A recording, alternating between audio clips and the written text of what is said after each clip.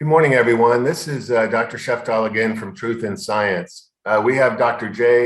Bhattacharya again with us for part two, and we'll go over what we're going to cover today in just a second. I just wanted to thank Jay again for accommodating us and letting us use his very valuable time to go over some of these very important topics. So welcome, Jay, and thank you again. Great to be here, Reid. Thanks for having me. Thank you very much. I really appreciate you doing this for me and for us, really. Okay, so let's get started and see where it leads us today. Let's see. Again, I have to go on the first one. Okay. This is the bona fides page for me, which we'll skip, considering it's negligible compared to our guest. So let's move on, as we usually do when I show this this page, and talk about Jay. Now, Jay, again, you've been at Stanford for many years, right? Yes, I was an undergrad, and then I got my MD, my PhD here, and then I been a professor for about 20 some years. Wow. And what course will you be teaching in the spring, you mentioned? So I teach a health economics course that I'll teach in the spring. I have a textbook that I wrote for it. I normally teach a statistics class in what do you do if you can't run a randomized trial? But I got off from that this year. Okay. Well, great. I'll look forward to hearing about that. Let me just tell the folks what we're going to go over today. In part one, we covered the origin of SARS-CoV-2. Why were the experts off by 40 times? And we started on the non-pharmaceutical interventions, including lockdowns and so forth. So let me just give a quick going over of what we're going to cover today, as deeply as we can get into it. We're going to continue with the non-pharmaceutical interventions versus the Great Barrington Declaration. And I see those as conflicting because you will tell us all about the GBD, we'll call it, and how you and your co-authors wanted to stop some of the non-pharmaceutical interventions in favor of taking care of the vulnerable people. And we'll let you talk about that in great detail. The next will be the two most important slides in the pandemic. And then we get heavy into the vaccines, which I know everyone's interested in. mRNA versus traditional vaccines, the trials, the mathematics of the vaccines, herd immunity. Are they safe? Are mandates unethical? What about mandates in children? Off-label drugs, why were they derided and kept off the US market? Censoring free speech, stifling debate, which is a big one. And then where are we going in the world with all the strange goings on that's related to censoring? And finally, some rapid fire questions for you, Doctor. So let's continue on. Now, I wanted to clarify a couple of things from part one very briefly at the beginning, because I got a lot of questions, especially about my proof of the lab leak hypothesis. So I just wanted to go over it one more time very briefly, almost with no discussion, just to help the people that requested that I go over it. So let me do that real fast at the beginning, then we'll go ahead. Again, you want to look at this in the context of what steps are necessary for a viral pandemic to occur if the natural evolutionary spillover theory is correct. And those are: the virus must not kill the reservoir host being the horseshoe bat. The host must shed the virus. Humans must be exposed to the sheddings. The virus must jump the species barrier from bats to humans and evade the immune response, or from the intermediate host to humans. That's called zoonotic spillover. 5, there must be efficient viral replication, evading immune capture. And number 6 is the biggie. That's efficient human-to-human transmission. Finally, 7, there must be significant morbidity and late mortality. And then you've got yourself a pandemic. You've got to have human-to-human transmission for a real pandemic. So I just wanted to clear this up. A lot of people got confused when I said intermediate stage, and they thought I was referring to the intermediate host. And that caused a lot of confusion. I apologize for that. Step 4 is the SARS-2 virus must jump the species barrier from bats or intermediate hosts to humans. Now, those humans will get sick and they will go to the hospital, okay? Also, oops, pardon me. At the same time, you'll have people with the flu going to the hospital. And since the symptoms are very similar, when you don't know about SARS-2 yet, you'll think all of the patients are there for the same reason. So we've got influenza patients down here going to the hospital with the same symptoms. Now, when this broke out in Wuhan, we went back and looked at the sputum and blood samples from when all of those patients, influenza and supposedly SARS-2, went to the hospital. And we looked at all of them. We found 9,000 patients. This is going back into the summer now and looking at the specimens again. We found 9,000 patients that were admitted at that time for flu-like or COVID-like symptoms and looked at their samples again. We expected to find 250 of the 9,000 samples infected with SARS-2 as being the reason that they went to the hospital. And we predicted 250 out of 9,000 because we had experience with SARS-1 and MERS. We know what fraction of people going to the hospital over that period of time should be because of SARS-2 and not influenza. But we found influenza in every single sample, okay? The odds of that happening are 7.76 times 10 to the minus 114. When 250 of 9,000 are expected and you get 0. And so I made this kind of silly statement here. That's less than a trillionth of a trillionth of a trillionth of a trillionth of a trillionth of a trillionth of a trillionth of a trillionth of a trillionth. Okay.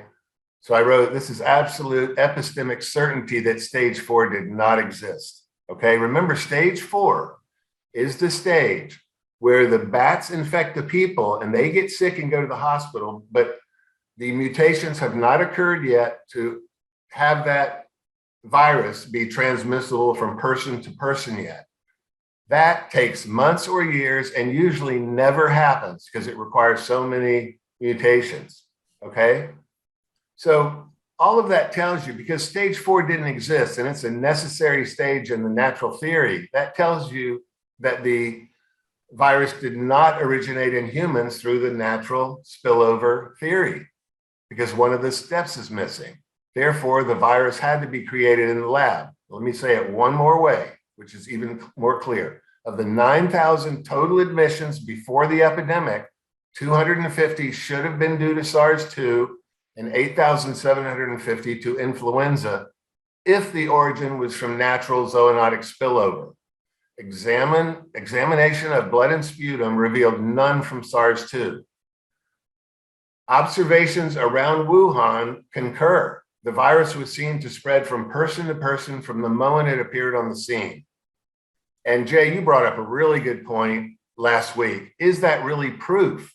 And to me, mathematical proof like this is absolute proof. And the question I want to ask the viewers, if you don't believe it's proof, do you fly in airplanes or go up in tall buildings? And the reason I ask that question is, we know that all the molecules vibrate in a tall building. They're always vibrating from the materials that the building's made out of, or the fuselage of the plane.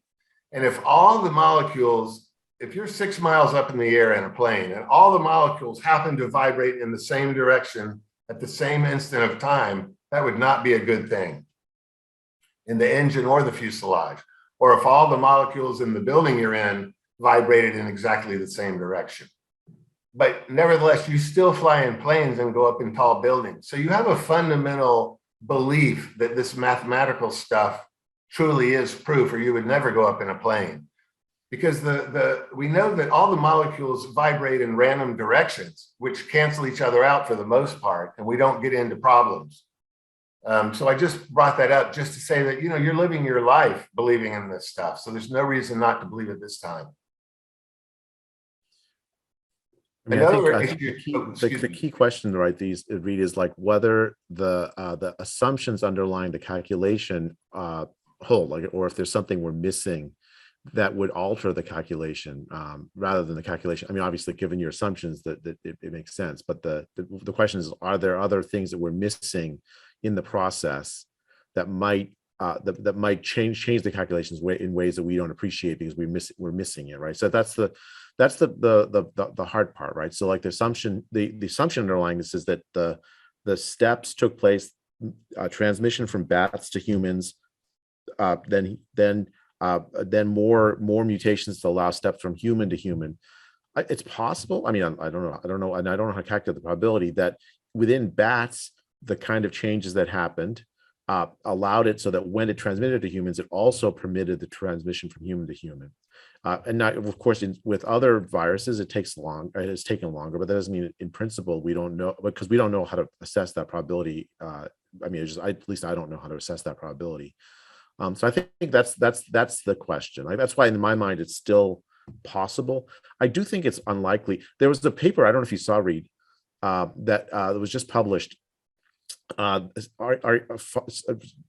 reporting that the virus was found on the cages in this Wuhan wet market right around the time. Now, people like the New York Times, for instance, reported as like, okay, this is proof that, or this is like evidence or that pushes very strongly in favor of the animal origins theory.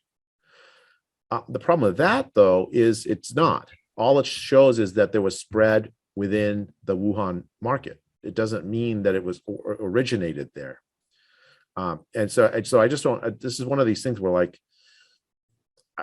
the people that are arguing in favor of it being an animal origin, many of them many of them were involved very closely with the Wuhan Institute, and so they have like very strong reasons to want people to think it's an animal origin.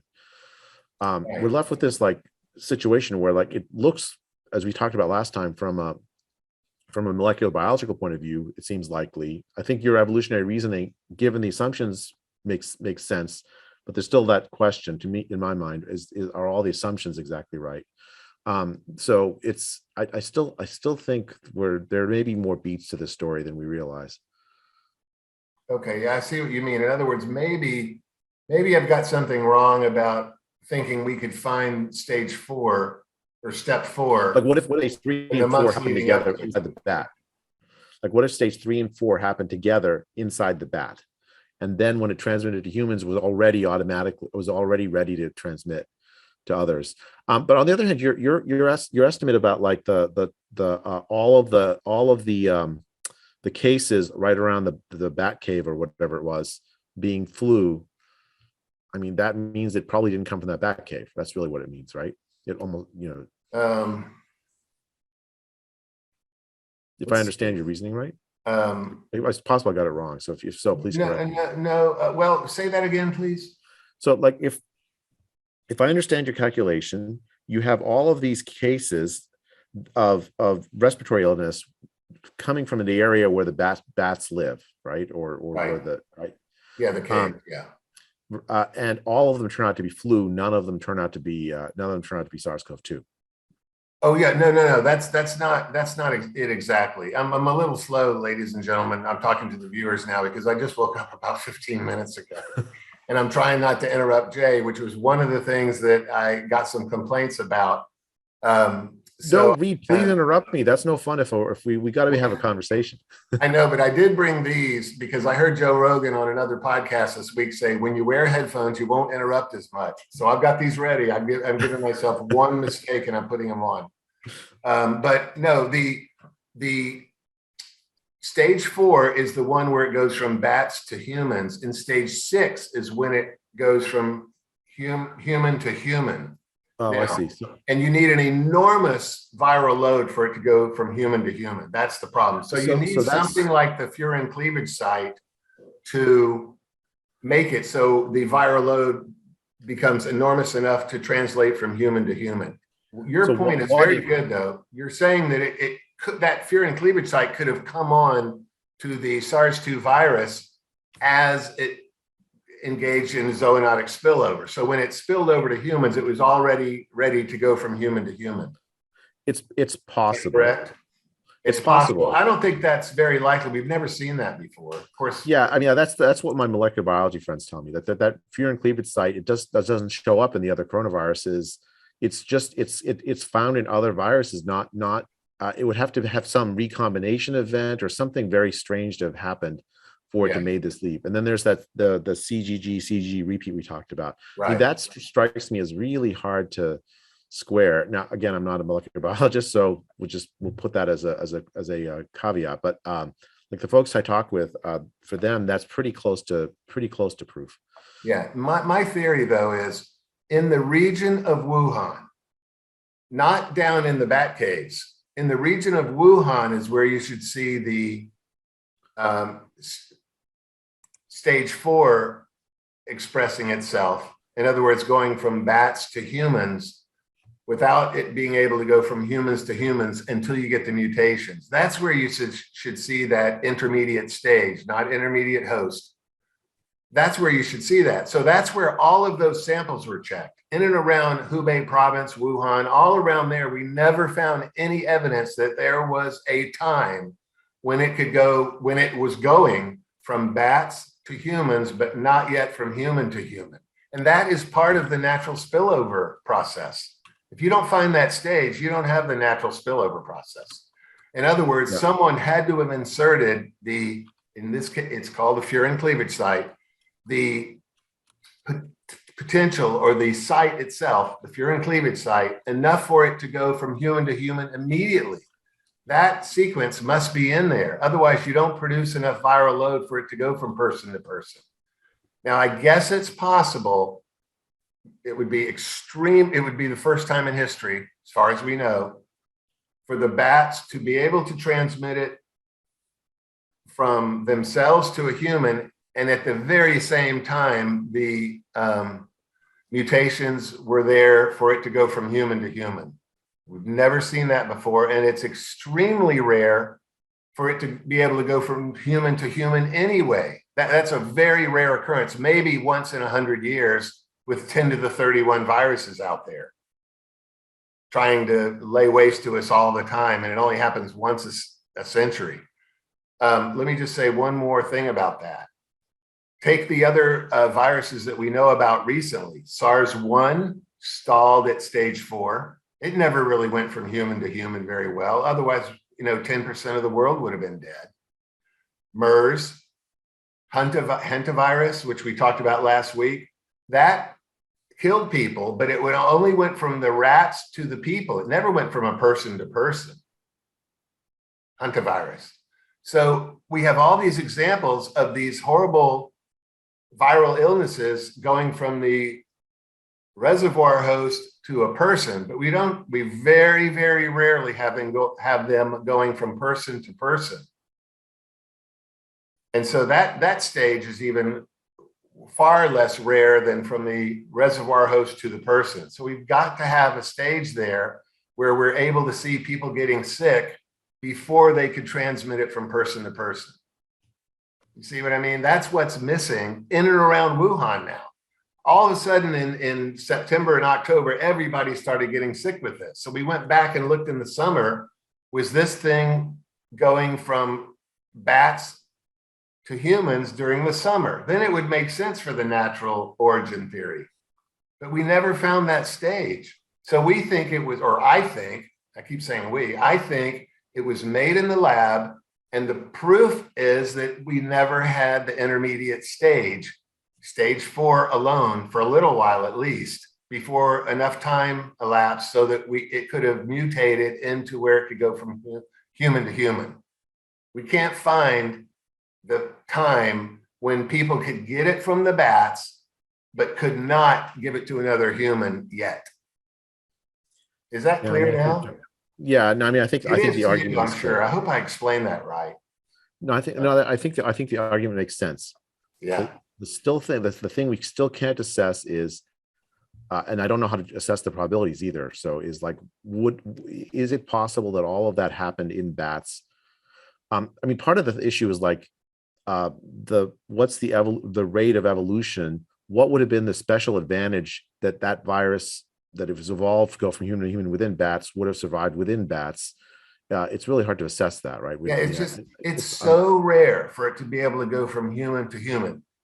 It takes yeah. a really long time for think about having a furin cleavage site appear there because of mutations. Think of the odds of that. It's so rare, it's zero that it would occur from mutation. So could it have occurred, like you mentioned, from recombination with another beta coronavirus? And yes, some of the other beta coronaviruses do have that site, but we've tried 1,200 that can recombine with SARS-2, and it didn't occur in any of them. That experiment's already been done. So the only other choice, and it's certainly far more likely than recombination, which is 0 out of 1,200, and all the mutations, which is 1 out of 10 to the 70th power or something. And that is somebody inserted it in the lab. I mean, that's still far more likely than the other two scenarios. And that I agree with you. I mean, and the fact that as soon as it appeared on the scene, it was going from person to person, boy, that really lends credence to my theory. Yeah, because I think never the stage. And if it's made in a lab, you're never going to have the situation where it goes from bats to humans, but not human to human. You're not going to have that if it's made in the lab. You follow me? So the fact that we cannot find that stage where it went from bats to humans, but not human to human yet, we can't find that period of time. No evidence for it at all. And we checked 9,000 samples, expecting 250 now. That's very important because we know what ratio it should be from other viruses that never made it to the to stage 6, okay, where it goes from human to human. We know what the ratio should be, and it's 0 instead of even 7 or 9 or 11. Any of those examples in those 9,000 specimens, if any of them had come up SARS-2, that would completely change the situation, because then we would know that I'm getting a signal on my screen now. It says low system resources may affect your audio quality. Try closing some applications. Oh my Lord. Wow. I left too many things on the screen. I wouldn't have done that if I'd gotten up a little earlier. Boy, I hope it's not vibrating so loud nobody can hear it and it will all be useless. What do you think we should do, Jay? Can you hear me all right? Yeah, I can hear you fine. And I'm not seeing anything on my end. So does that mean that this will be okay, or is it going to record it? It's okay. Yeah, I mean, it's okay. As long as it's recording, I don't think there should be any trouble. All right, well, let's keep going then. Okay. We have to do it again. Oh God. Okay. Well, let's keep going. So now why don't we jump into NPI? Yeah, let's jump into the next thing. I think I've presented my proof. I know what you're talking about. I think you understand what I'm talking about, and we do have to see how it plays out a little bit. But that was the thing to me, that it's even more forceful, more powerful than the furin cleavage site to me, is that you cannot find the time when it only went from bats to humans. Okay, let's go on to the next thing. The other little thing that we talked about that we couldn't resolve for sure, but we both suspected this. I looked into it as deeply as I could, and I found out that the virus was actually in the United States in December of 2019, and not even in late January like everybody thought. There were some blood samples from donations that had SARS-2 in it, it turns out, they found. So, the WHO didn't even call it a pandemic until March 11th. They were very late on this thing, as you well remember. But looking at some samples from blood donations, they found SARS-2 in some of those blood donations from December 2019. Oh, there's even worse, Reid. There's a study out of Italy, Lombardy. Right. They found in a blood bank there, they found antibodies to SARS-CoV-2, like specific antibodies, SARS-CoV-2 in September 2019 samples in Lombardy. Wow. Yeah. So in Italy, at least, it was there in September. In the States, it was there in December. So all this talk about contact tracing and everything is way too late for that already. Yeah, it was too late. Yeah. And so that's an important point about NPIs. So dumb, huh? Actually, the important point about NPIs, right? So if the theory about NPIs was Well, if we just lock down, like if you hear, sometimes you hear people say, if we just locked down early enough and hard enough, it would have been, we could have gotten rid of it, kind of like Australia and New Zealand did. The problem is, like, if it was here in like December of 2019 or in Italy in September, long before anyone knew about it, and was growing sort of sub rosa underneath, where you wouldn't, people didn't know, there was no test for it back then, or no PCR test for it back then. By the time we realized in March that was here, it's far too late. Right. There was no way to get rid of the virus by the time it was, we said, okay, it's already here. The first case was like January in the US, was like January 23rd or something, the first official case. Right. By then it was probably too late. Right. Oh yeah, it was too late for sure. Yeah. Now the other thing that we disagreed on very slightly, I looked into some more also, and that is this issue of what were the real total deaths. I mean, we know that we're 25% off from all the work that's been done since then in various counties, right? And it's always about 25%. But we both agreed that is not including the problem you have with the PCR test staying positive for months after someone's recovered from the disease, and all the authorities calling those new cases. That's a huge factor. Don't you agree? Yeah. Overestimating the number of deaths that are because of SARS-2, not with SARS-2, but because of it. And we really, I mean, we do. Well, I think it's interesting. Both, we must know how many were caused by SARS-2. Really, I think we don't really yet have a full-on audit, but we definitely need one. I think the part of the issue is that in this from versus with is that it also depends on like the age group, right? So I think, for instance, children in the summer during the Delta wave, there were children being admitted to the hospital that had SARS-CoV-2 infections, but they also had RSV infections. And so now RSV, we know can cause a pretty bad respiratory illness in children.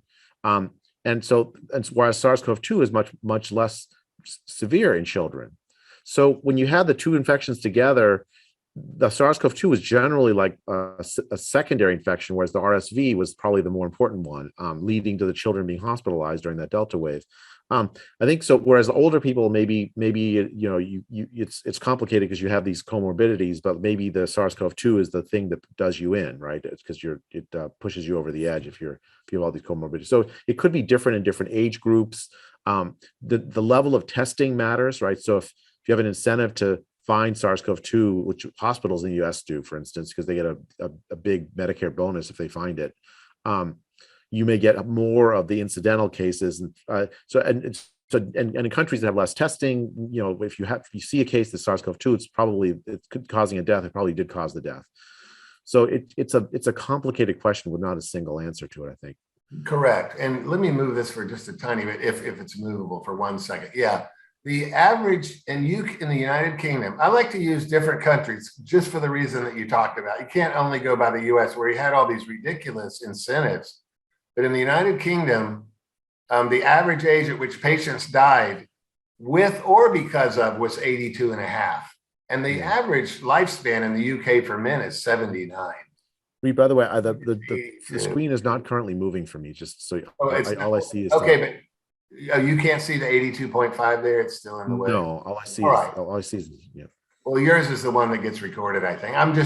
People can remember. It's the average lifespan in the UK is 79 for men and 82 for women. And the average age at which patients died either with or because of COVID was 82.5 years. So when I see things like that over and over in just about every country, it really makes you wonder. I mean, these are people who are on the verge of dying anyway, statistically. And, they get this COVID diagnosis. They could have had it 3 months ago or 2 months ago, and they die of something, and they call it a COVID death with these enormous incentives in America anyway.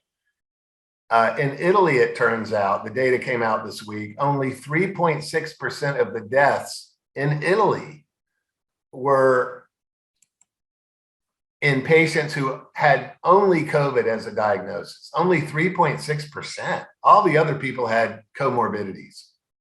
So a lot of those people died of the other things and were called COVID. A lot of them were. Remember the Well, 60. of course, as we talked about last time, Reid, this, as you know, as you well know, I mean, it's complicated when you have a patient with comorbidities to distinguish the distal versus the proximal cause of death, right? Absolutely. So, It's difficult anyway, let alone last couple of years. I right. agree totally. You don't really know what actually caused it. But there were enormous incentives. And a lady did an economic study on it. She determined, I don't know if you saw this study, I'd love to hear your opinion on it. But she determined that each COVID patient, when you added up all of the incentive money, was over $100,000 for the hospital. This includes giving the patient a test for COVID they were reimbursed for, calling something a COVID patient. In other words, putting the diagnosis on them when they were admitted was money. Use of remdesivir, use of mechanical ventilation. If someone died and they put COVID as the primary diagnosis, they got more money. And even vaccinating employees gave them a reimbursement. So you can see now why all the hospitals forced all the people to be vaccinated. Really disgraceful as far as I'm concerned, for the United States to be incentivizing this like this. Now, here's another interesting thing that I uncovered in this analysis briefly. 80% of COVID patients placed on ventilators in New York died. As you know, putting people on ventilators was not the right way to go, as you will remember. Yeah. Then some centers started using high flow nasal cannulas, and 95% of the patients survived. As you know, the difference is when you're placed on a ventilator, you're intubated and with positive pressure ventilation. And when you're on a high flow nasal cannula, it's just the nasal cannula that's placed in your nostrils and turned up very high. And 95% of those patients survived. And 80% of the patients that were on mechanical ventilators died. You see? Yeah. And the point we both made last week about Alameda County, I think, and maybe Santa Clara County too, analyses have been done where it shows that there was about a 25% over-diagnosis rate. But that doesn't include the PCR staying positive issue, which is enormous. You know, that people would come in and they'd have a positive test, but they'd long since survived the disease. That's why all these people got admitted for, poisonings or falling off a ladder or motor vehicle accident and were called COVID admissions because they had a positive test. So there's so many problems with the total deaths. It's way overestimated, though, in my opinion.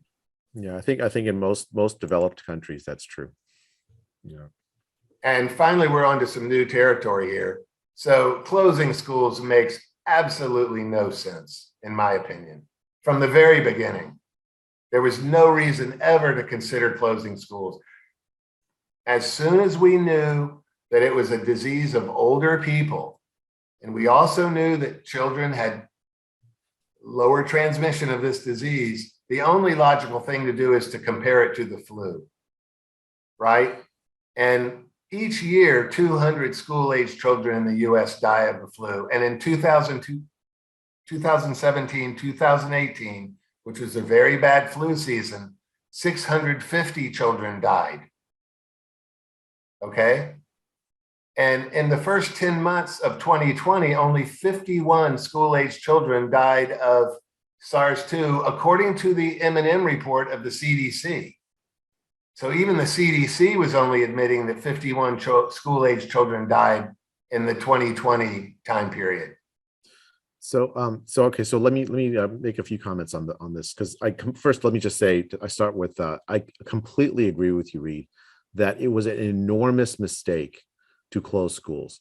Probably the single biggest mistake we made in our response to the virus, because it'll have, we can discuss this in a bit, but like it'll have ripple consequences to the lives of these children.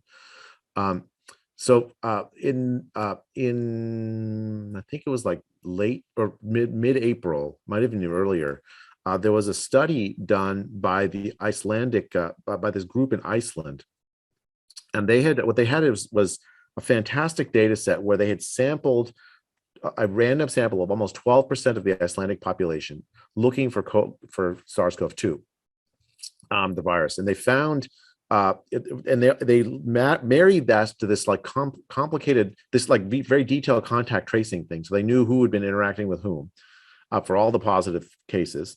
And here's the kicker: they sequenced each of the viruses that they found. They sequenced them. So they could tell, for instance, that if, for instance, if you have a virus that shares the same mutation, well, it's possible that A passed it to B or B passed it to A. But if you have a virus they share the same mutation and then there's a new mutation, well, that means that it couldn't have gone this direction. It probably went that direction, right? Because it went to that person. That person had that additional mutation. But they did this in a complicated, like it was more than just two things they're looking at, lots of sites they're looking at. So they could distinguish in many cases who passed the virus to whom, unlike in many contact tracing studies. And what they found, strikingly, what they found was that it was basically non-existent in that April 2020 setting in Iceland for a child to pass the virus on to an adult, although it was very common that a parent passed it on to a child. So from that, you already could see that children, unlike other respiratory viruses, are not a primary spreader of this disease. Almost from the beginning, they're not very efficient spread. Now, it's not true that the children can never pass it on. That's false. They can, and older children, like adolescents, can pass it on, I think, but at higher rates than young children can. But what is true is that they're less efficient spreaders. So they often mirror the community spread rather than drive the community spread of the disease. On the basis of evidence like this, Sweden kept its schools open all through the spring for like primary schools open all through the spring. I think they closed their secondary schools for a short while. And what they found was like all for kids 1 to 15, because they have daycares also. And they kept open. There were no child deaths all through that spring, and the teachers actually had case rates that were lower than the community. Schools were safer places to be in Sweden in spring of 2020 for the teachers than it was to be living in the community at large, because schools are not the primary. I mean, safer to be around kids, right? And so I was, when I looked at that evidence in spring of 2020, I thought, okay, why? And in the United States, we closed our schools. In many places, we closed schools. We said, okay, we'll go to remote. It seemed to me like we were ignoring the evidence that was right there in front of us. These were not like weird these are studies published in the New England Journal of Medicine, put out by the Swedish Public Health. I mean, they were like good studies that demonstrated the safety of schools. I thought, okay, for certain, we won't close schools in the fall of 2020. That can't happen now that we've had this evidence. Instead, through the summer of 2020, we saw people like Tony Fauci essentially scaremongering parents about kids, by talking about relatively rare outcomes like multiple inflammatory syndrome of childhood. It was like Kawasaki's like syndrome is what he called it back then. Yeah. You had the New York Times touting contact tracing studies in places like South Korea, where they didn't do the careful sequencing so that you could know who passed the disease to whom. Every time there was some contact tracing study which looked like kids might be spreading the disease, would turn out like on reanalysis it was like, no, it wasn't really the kids at all, it wasn't the schools at all, it was something else, right? So the New York Times would put in the front page, whenever there was some study that said kids are the source, they put that in front and center. Whenever there's a study that says no, kids aren't the source, like in France and Germany and the Netherlands, all through Europe, you're seeing study after study or public health agency after public health agency saying no, kids are not the source.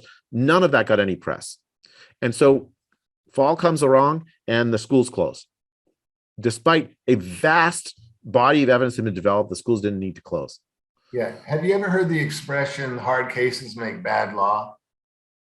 That's a legal expression that applies to this exactly. I mean, they took 3 kids that had a Kawasaki-like syndrome, which you don't want to get, of course, but there's 56 million students from grammar school through high school in the United States, and they closed the school for all of those kids, partially because of those 3 children that got a Kawasaki-like syndrome. Isn't that amazing when you think about it? Hard cases make bad law. There it is right there. Yeah, actually, when I saw Dr. Fauci giving testimony in the Senate talking about this, talking about Kawasaki's, my first thought was, and this is a medical saying, right? So when you hear hoof beats, it's not a zebra, it's probably a horse. Yeah, exactly. Right. The guy sees a kid getting sick, and first thing he thinks of is like Kawasaki's instead of the 56 million where they just don't, the kids turn out fine, or the millions who turn out fine. It was such a it was so irresponsible, because it led to this decision, this catastrophic decision to close schools in the U.S. Yes, but also all around poor country, like in Uganda. The kids were out of school for 2 years. Wow. They just recently reopened. 2 years they were out of school. 4.5 million kids in Uganda are not going to come back to school ever. In India, the schools just reopened. Just last month, I think like late January, early February, just last month, they reopened. 2 years of out of school, and these are poor kids, many of whom, that's it. Their education is done. We have destroyed the educational outcomes for a generation of poor kids around the world, and even in rich countries like the United States, the school closures. Again, it's poor kids that suffered. It's poor kids that didn't have access to tutors, poor kids that didn't have access to pods or whatever, learning pods or whatever they were, or private schools that stayed open. This is the single biggest driver of generational inequality that I've ever seen, by a single policy measure, and it will reverberate for decades to come. Yeah, the divide that we've created. Here's the other problem. I just finished studying training in cardiac surgery so I can fix the children that have heart problems in my charity. Okay, we have a lot of congenital malformations. Just finished it. So I know that, and I knew this anyway, but of course I had to fix it. Flu causes much more morbidity than SARS does in children. Many children get it, they don't even know they have it, but every child who gets the flu knows it. They get all kinds of morbidity from it. They're sick, they're at home in bed, and sometimes it progresses to having a lung abscess, as you know, which have to be. I had my son, it was in 2017. He was what was he? He was like 12 or 13 then. No, see, 2007. No, he was like 10 or 11 then. He got the flu. About a few days after it looked like he was starting to recover from it. It was like a cold. It looked like it wasn't too severe. He woke up one morning, he couldn't walk. Oh. And it was the strangest thing. I was like, okay, and in medical school, whenever you read about something, you're sure you have it. Here, it's like I'm doing this by proxy. I'm like, okay, my God, what if he has? And then Guillain-Barré or some horrible thing that's happened, just because that's a very, very rare thing that sometimes happens, ridiculously rare. It's like, okay, my life is going to change, so is his. It turned out it was benign myositis, which I didn't actually know at the time was a side effect until I looked it up of the flu. It's like a thing that sometimes happens where you get this muscle thing it took him a week or two. He got better. He's fine. He could walk again. But it was actually quite scary. Like the flu in kids is not necessarily all that mild. It doesn't. I don't think. I think COVID is less dangerous than the flu in kids, just as a general matter. It's not that it doesn't ever hurt kids. Kids have died of it, as you said, and the numbers are some. I mean, it's hard to count because just same reason why it's hard to count COVID. Flu, it's hard to count COVID. So it's hard to do exact comparison, but it seems likely to me that COVID doesn't produce more severe illness than the flu. And during 2020 and 2021, the flu disappeared completely. Yeah, we're going to talk about that at the very end. That's part of your rapid fire, because I don't know what the story was on that. I want to hear your opinion on it. But let's talk about that later. But like the key thing here is that that meant that kids are actually relatively well protected compared to what the normal risk they face from respiratory viruses during 2020, 2021, and 2022. They could still get COVID, right? RSV disappeared until like late summer of 2021. So it's interesting, right? So kids were relatively well protected. So we weren't closing schools to protect kids. We were supposedly closing them to protect adults, but the evidence was that kids were not particularly efficient spreaders of the disease. And you have tied to that the fact that kids that skip school when they leave because they can't have normal schools, there are all kinds of bad things that happen to them. You have on here this child abuse. Child abuse, schools pick up child abuse. That's where child abuse is picked up. The reporting of child abuse went down. The actual completed child abuse went up. Right. Unobserved, unchecked, unfixed, because kids weren't in school where the signs of child abuse can be found and then the intervention can happen. The long run effects of skipping schools are devastating for kids, right? So there's a literature that in health economics or health policy, or education economics, where they tried to what they did is they looked at natural experiments. So they'd have two states. One state passes a law that extends the required number of schooling from age 15 to 16 or something. And this one stays at age 15, right? And they'll compare students on the borders of the states or close by. And so, you live one block, required age of school is 15. The other one is required age of school is 16. And then they track the kids over time for the rest of their life.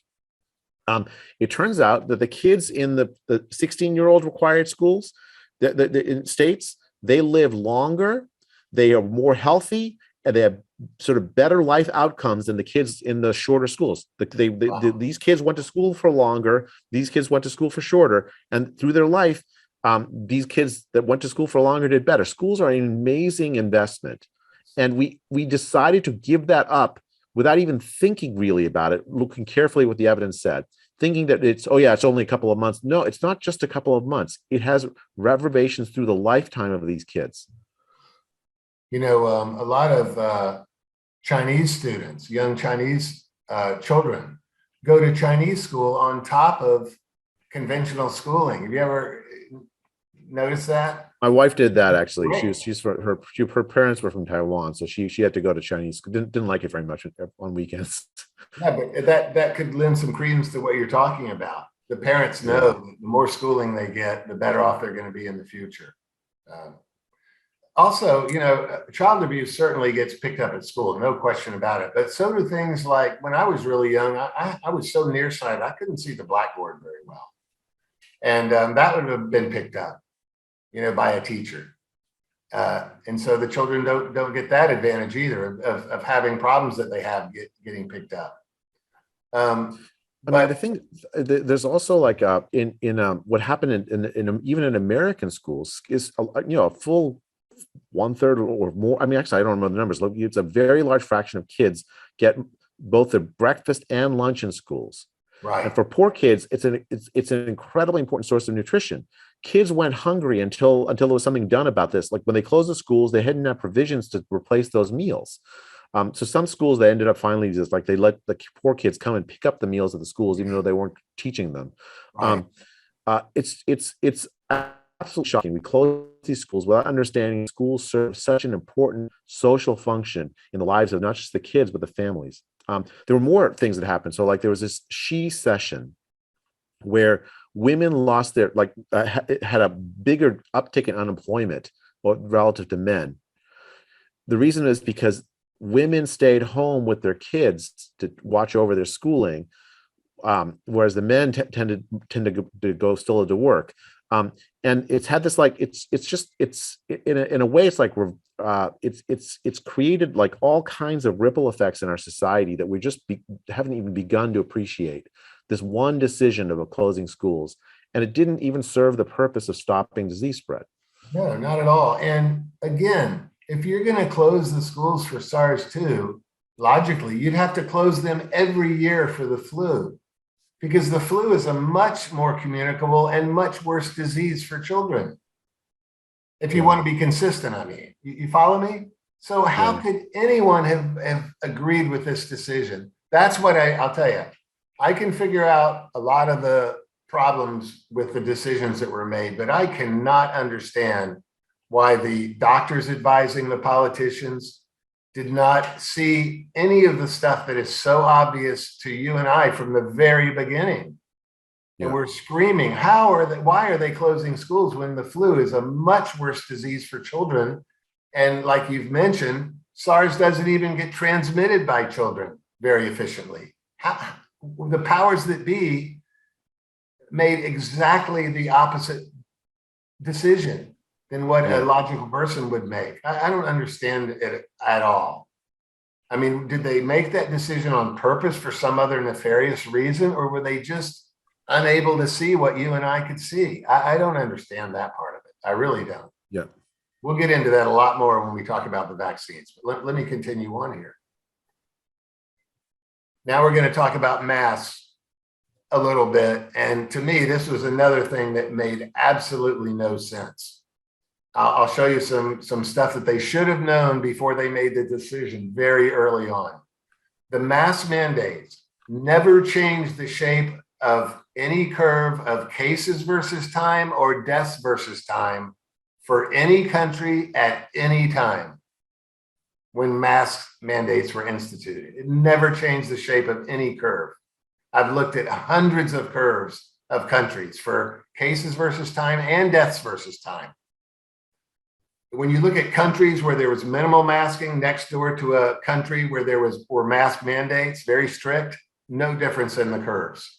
Just like in our last session in part one, I showed the lockdown curves of all the European countries, and you can't pick Sweden out of there at all. They all look exactly the same. Remember that? And also, we had people like Dr. Collins, who we will talk about a lot later, saying things on television like masks prevent viral spread. He actually said that. I've got a videotape of him saying that masks prevent viral spread. Isn't that amazing? I couldn't say that if someone held a gun to my head. I just can't understand how these people that are in such powerful positions did not understand any of this stuff. I mean, let me show you something else. By the way, masks can be very harmful. You know, there's skin infections. More people get more cavities in their teeth because of it. There's delayed speech development in some children because they can't see people's mouth move when they speak. But let me show you this. This blew me away. This is 74 years of randomized controlled trials, a meta-analyses of those performed by the NIH. Now, if I could just read one or two of these by moving our faces down just a second. Did it move on your screen, Jay? Yep. Listen to this. Although mechanistic studies support the potential effect of hand hygiene or face masks, evidence from 14 randomized controlled trials of these measures did not support a substantial effect on transmission of laboratory confirmed influenza. This is from this study now, a huge meta-analysis by the NIH. Number two, the evidence from randomized controlled trials suggested that the use of face masks, either by infected persons or by uninfected persons, does not have a substantial effect on influenza transmission. Number three, in our systematic review, we identified 10 randomized controlled trials that reported estimates of the effectiveness of face masks in reducing laboratory confirmed influenza virus infections in the community from literature published from 1946 to 2018. In pooled analysis, we found no significant reduction in influenza transmission with the use of face masks, etc. In other words, all of these studies had already been done dozens and dozens of times, and never did it ever show that face masks significantly reduced viral transmission. And yet they went bananas over these face masks that do not work. And I still have people screaming at me in the mall for not wearing a mask. It just blows my mind that people can't look at the literature. Nobody looked at the literature. I found this very quickly when I made my first videos. Yeah, there's a similar meta-analysis, very large meta-analysis done by the Cochrane collaboration, which is this like, I mean, they're famous for doing meta-analyses. That's all they mainly do is they do literature synthesis. In November of 2020, they published a literature synthesis on the evidence on face masks, just very similar to this, reporting probably on the same set of randomized trials. You know, the randomized trials, many of them are really interesting. Like there's this one where they've the investigators randomly assigned pilgrims on the Muslim Hajj to Mecca. Some tents got randomly assigned to face masks and others didn't. They got like half the people on the face masks to wear on the randomly assigned tents and zero on the tents that weren't. Mhm. And the rates of the flu were the same. That's another great example of it. So you have all these randomized studies that were done before on surgical masks, on cloth masks, in hospitals and community settings. And the only studies that seem to find any evidence at all that they have some effect are like trained professionals wearing wearing N95s in hospital settings, where they're not trained not to touch their face. They replace the mask when they get wet because it does after an hour or two of breathing in it. You have some, but all these other settings, these randomized interventions find nothing.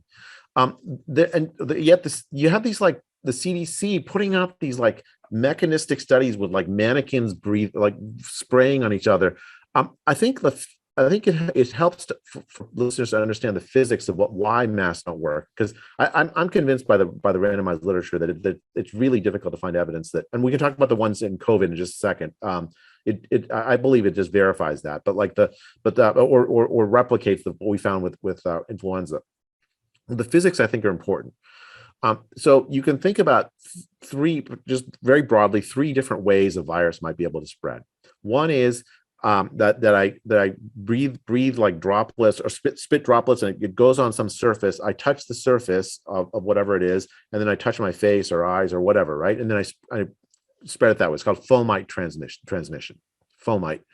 The second way is droplets. So I sneeze, you breathe the sneeze, the droplets goes into you, and then then you get sick because you're right next to me when I sneeze or something. Now the third way is that it could spread by aerosolization. Aerosolization is like, it's like droplets, they're so small that it actually, the physics of it, that they sit in the air. Why am I telling you physics, Reid? You're the physics guy. But it sits in the air. It's like clouds, right? So like aerosols are like clouds, droplets are like rain. The masks do not stop aerosols.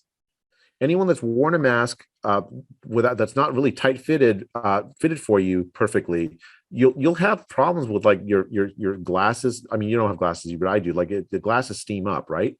Oh, yeah. Why do they steam up? Is because the aerosols come out the top, they come out the side, and the aerosols, they sit in the air. They stay there for a very long time. So if they have viral particles in them, they'll sit in the air for a long time. That's what you're breathing. The masks don't stop that. And so that's why now the masks can stop bacterial spread. The bacteria tend not to be aerosolized so easily. Also, they come in droplets. This disease doesn't seem to spread by fomites. It doesn't seem like, remember everyone was spraying Lysol in their groceries or something. Right. That would turn out to be useless because this disease doesn't spread that way. Yeah, not a single case was found where people got it from the surface.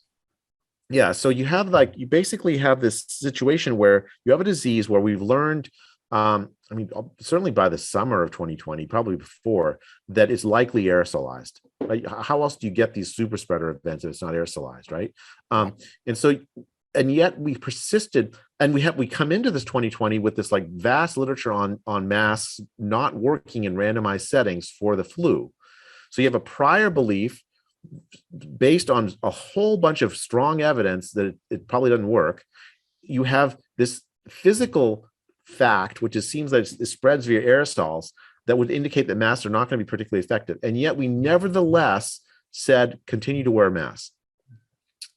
You have on the screen, you have the Denmark study, right? So the Danish study, it was actually finally published in the Annals of Internal Medicine, I think. And what they did there is like they randomly assigned 2,000 people, I forget the exact number, in Denmark, one to wear surgical masks, one to not they weren't given masks or not told to wear masks. And there was no statistically significant difference in the rate at which they got COVID. And if you got the point estimates like 14% efficacy against getting COVID, 14% efficacy means that, like, if you get it in one, if I delay the time to get it by 14%, doesn't mean you prevent getting it altogether, right? You just delay the time for a bit to get it. It's not something that you would ever like scream and shout over. And actually, it could be reversed by the fact that if you think you're safe wearing a mask, you go out in public even though you're not. More so that vulnerable people would have gone out. There was a second randomized trial, this Bangladesh mass study. I don't know if you have a slide on it. But it was a very flawed study. I looked at it and I just rejected it out of hand. Well, that study, actually, I have to say, I think the people who did that study, it tried their best. It's actually it's similar in ways to that Muslim Hajj study that I talked about. They randomized villages in Bangladesh. Some villages got masks. Some villages got surgical masks. Some villages got cloth masks, and some villages were control villages. In the surgical and cloth mask villages, they used police. They had like the village elders try to strong arm people, and they got 40% of people to wear the masks in those villages. In the control arm, they got basically 10% wore masks. And then what they did is they looked for this is the time of low spread of the disease in Bangladesh. They looked for symptomatic seroprevalence at the end of the study. It was like 1 or 2 months. I forget exact some number of months. What they did, and what is that? That is that they had the people that they've surveyed had to report having had symptoms during the time of the study, and then they checked their antibodies at the end. Now, that means that they could have had the disease before the study began, before the masks. They can't tell. But what they found was that the surgical mass villages had about 11% higher or lower COVID rates, symptomatic seroprevalence rates than the control villages, barely statistically significant. And then the cloth mask villages had about a 4% lower COVID rate than the control villages. So 11% efficacy, 4 or 5% efficacy, right? The key thing, though, is that it turns out there were in this, it was actually a big study, hundreds of thousands of people. There were only 20 cases difference between the surgical mass villages and the control villages. Almost all of the difference was the one part that wasn't blinded, that should have been blinded, was the recruitment of subjects.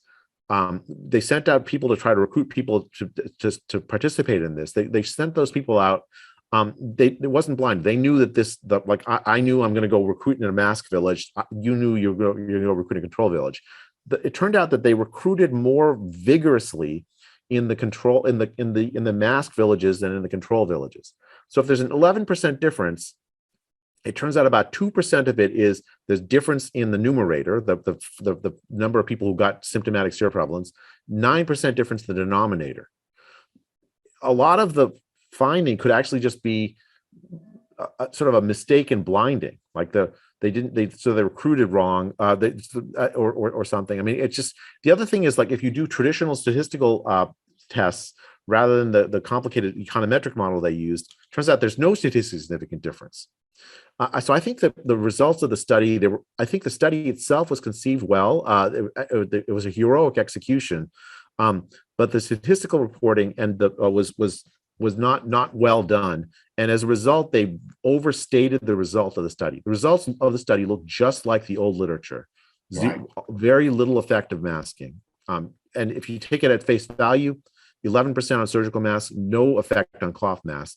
That means that when we started telling people to wear cloth masks at the beginning of the epidemic, we actually may have killed people. Right, because they went out thinking they were safe when they were not. Absolutely. It's a false sense of security. Yeah. All of the studies done by the NIH in America are much more reliable than the study that was done in Bangladesh. There were some problems with incentives, with the motivation of the people wearing the masks and so forth. You can't have that if you're going to study this stuff. You know what I mean? And that's what made me think the study was completely flawed.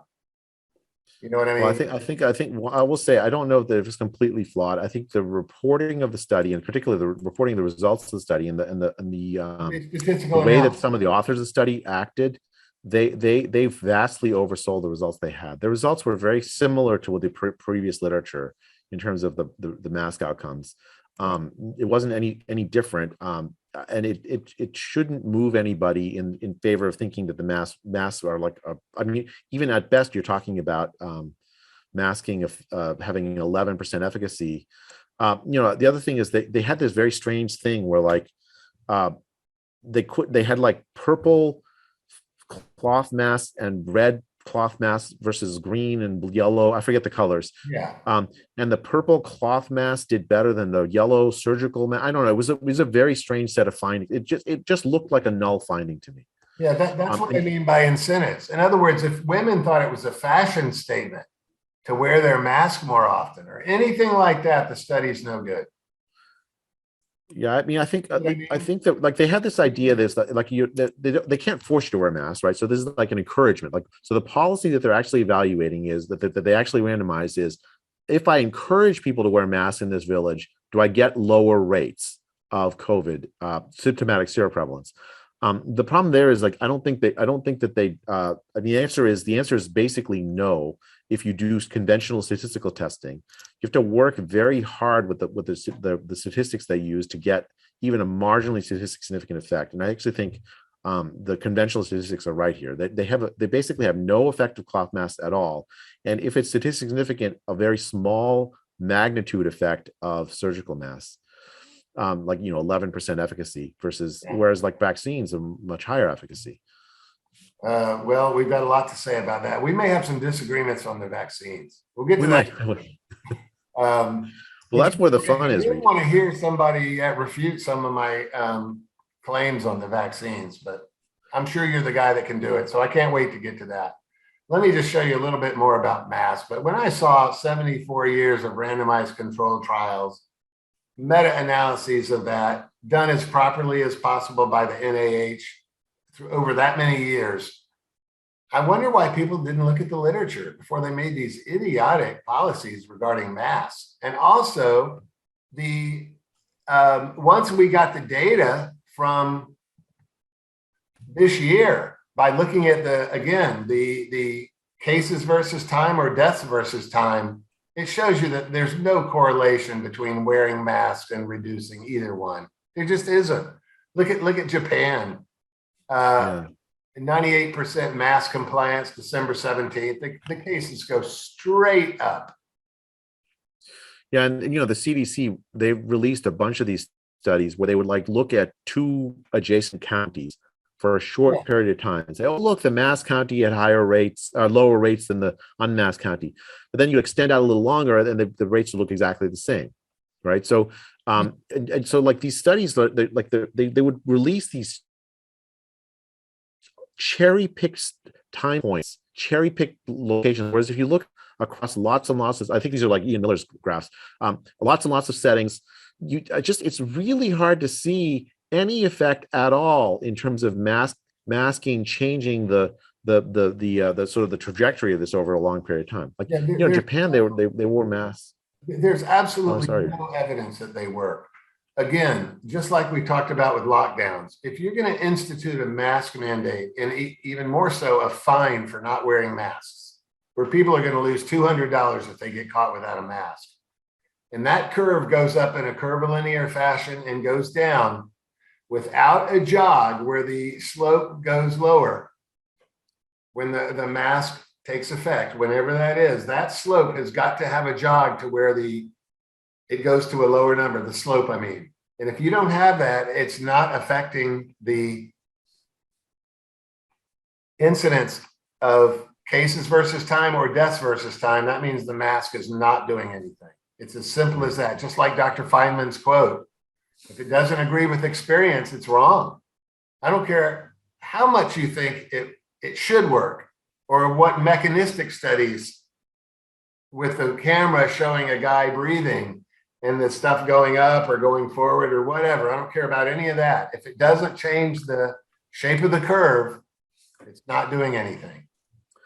And even like even there, like the people don't know how to wear masks. Like they, you have the Oh, same mask absolutely. for extensive, like just it's like I think this is one of these things where like it sounds better. It sounds like people. I think that they recommended them in order to give people some sense of psychological control over the risk that they faced of COVID.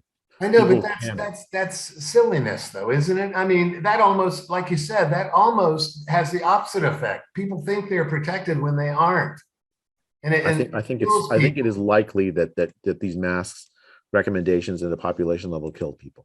Absolutely, and there's no correlation, positive correlation with mask mandates and reducing the spread at all. And a lot of it, like you say, has to do with people not wearing them properly. If you tape the borders on an N95 mask in the hospital where people are used to medical procedure, then you will get a reduction, probably, Yeah. in a hospital. But if you look out in the real world, people wear their masks around their chin, or they wear it where they can breathe through their nose, or whatever. You know what I mean? Yeah. And in countries where people don't have a lot of money, they can't change N95 masks every 2 hours. Those things are expensive. In Cambodia, people can't even wear normal surgical masks and change them properly because they cost too much money. Okay, Yeah. let me just show you a few more. I think we can give hundreds of examples of this. But here's Connecticut. When they instituted fines for not wearing masks, the cases went straight up. And we talk about mandates, I'll tell you, when you start telling people they have to pay a ticket for $200 if they're caught not wearing a mask, they're going to wear a mask. No effect at all. Yeah. Now, this does not mean that you shouldn't wear a mask when it's indicated. Like when I'm a surgeon, I have to intubate awake people sometimes in the emergency room for different reasons. And I mean, that guy's going to fight you. He's going to spit on you. He's going to scream at you right when your face is 3 inches from his mouth. And in those cases, I'll wear a mask, of course, and I'll even wear a plastic shield if it doesn't disturb my vision. But mask mandates, no effect. Yeah. I mean, They here, cause what you're doing is harm. you're trying to prevent droplet spread. Yes, I'll talk about Mask. that in a second. That's Yeah. another mistake that people make when they debate me on this. And I'll give you the example right here. 74 years of randomized controlled trials show that they don't work. But why? Well, we all understand why it doesn't work for the aerosol part of the transmission, right? The holes in the mask are 10 times bigger and so forth than the diameter of the virus. And I know what people have said about that. When you layer it, the virus has to make its way through all the holes, but it does make its way through. Have you ever seen someone vape and then talk or breathe, exhale with a mask on? Have you seen those videos? Well, the particulates in smoke are much bigger than the virus. The virus, like I showed last in part one, is totally invisible.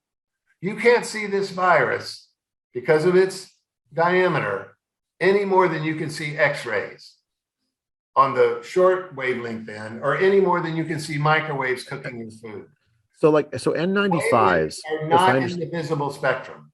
like if I understand correctly with the N95s, and again, you're the physicist, Reid, so you can please feel free to correct me, but like if I understand with N95s, the way that they work is not just the physical net. It's they Yeah, have like some electrostatic charge that like attracts yeah. the particles, right? So there you might have some physical reason to think that it would stop droplets more efficiently or effectively. Well, you mean And if it's aerosols, right? Yeah, I mean, but I mean, with aerosols, right? Exactly. So, but it has to be really tightly fitted, or Oh, else you have these absolutely. gaps. It has to be sealed almost around the edges of the mask with tape. Yeah, And that's why I said you can do a study in a hospital where everyone is sealing their N95 mask perfectly, quote unquote, and you will see a slight improvement. It will yeah, reduce the transmission a little bit, but that doesn't apply at all to mask mandates for the general public. Number one, they exactly. can't afford N95 masks. They're too expensive. Number Yeah, two, they don't know how to seal them properly. And number three, I've done it before with an N95 mask because I wanted to learn all about this when I went on record. And it's very hard to breathe with a sealed N95 mask. Have you ever put one on and sealed it? It's not pleasant, and you have to take mask breaks. Like they literally, like you have these like regulations that say that an employer must provide mask breaks, meaning after an hour or two or whatever, because it is hard work. It's hard to breathe with them on, and people just won't do it. So let me talk about wet cough, spit, and sneeze, because that's the point that people bring up. And I thought about this a little bit, and here's the problem. Yes, a mask, a surgical mask will block spitting, sneezing, coughing with water coming out of your mouth that's laden with viruses, right? But that is a completely negligible way that this virus gets transmitted.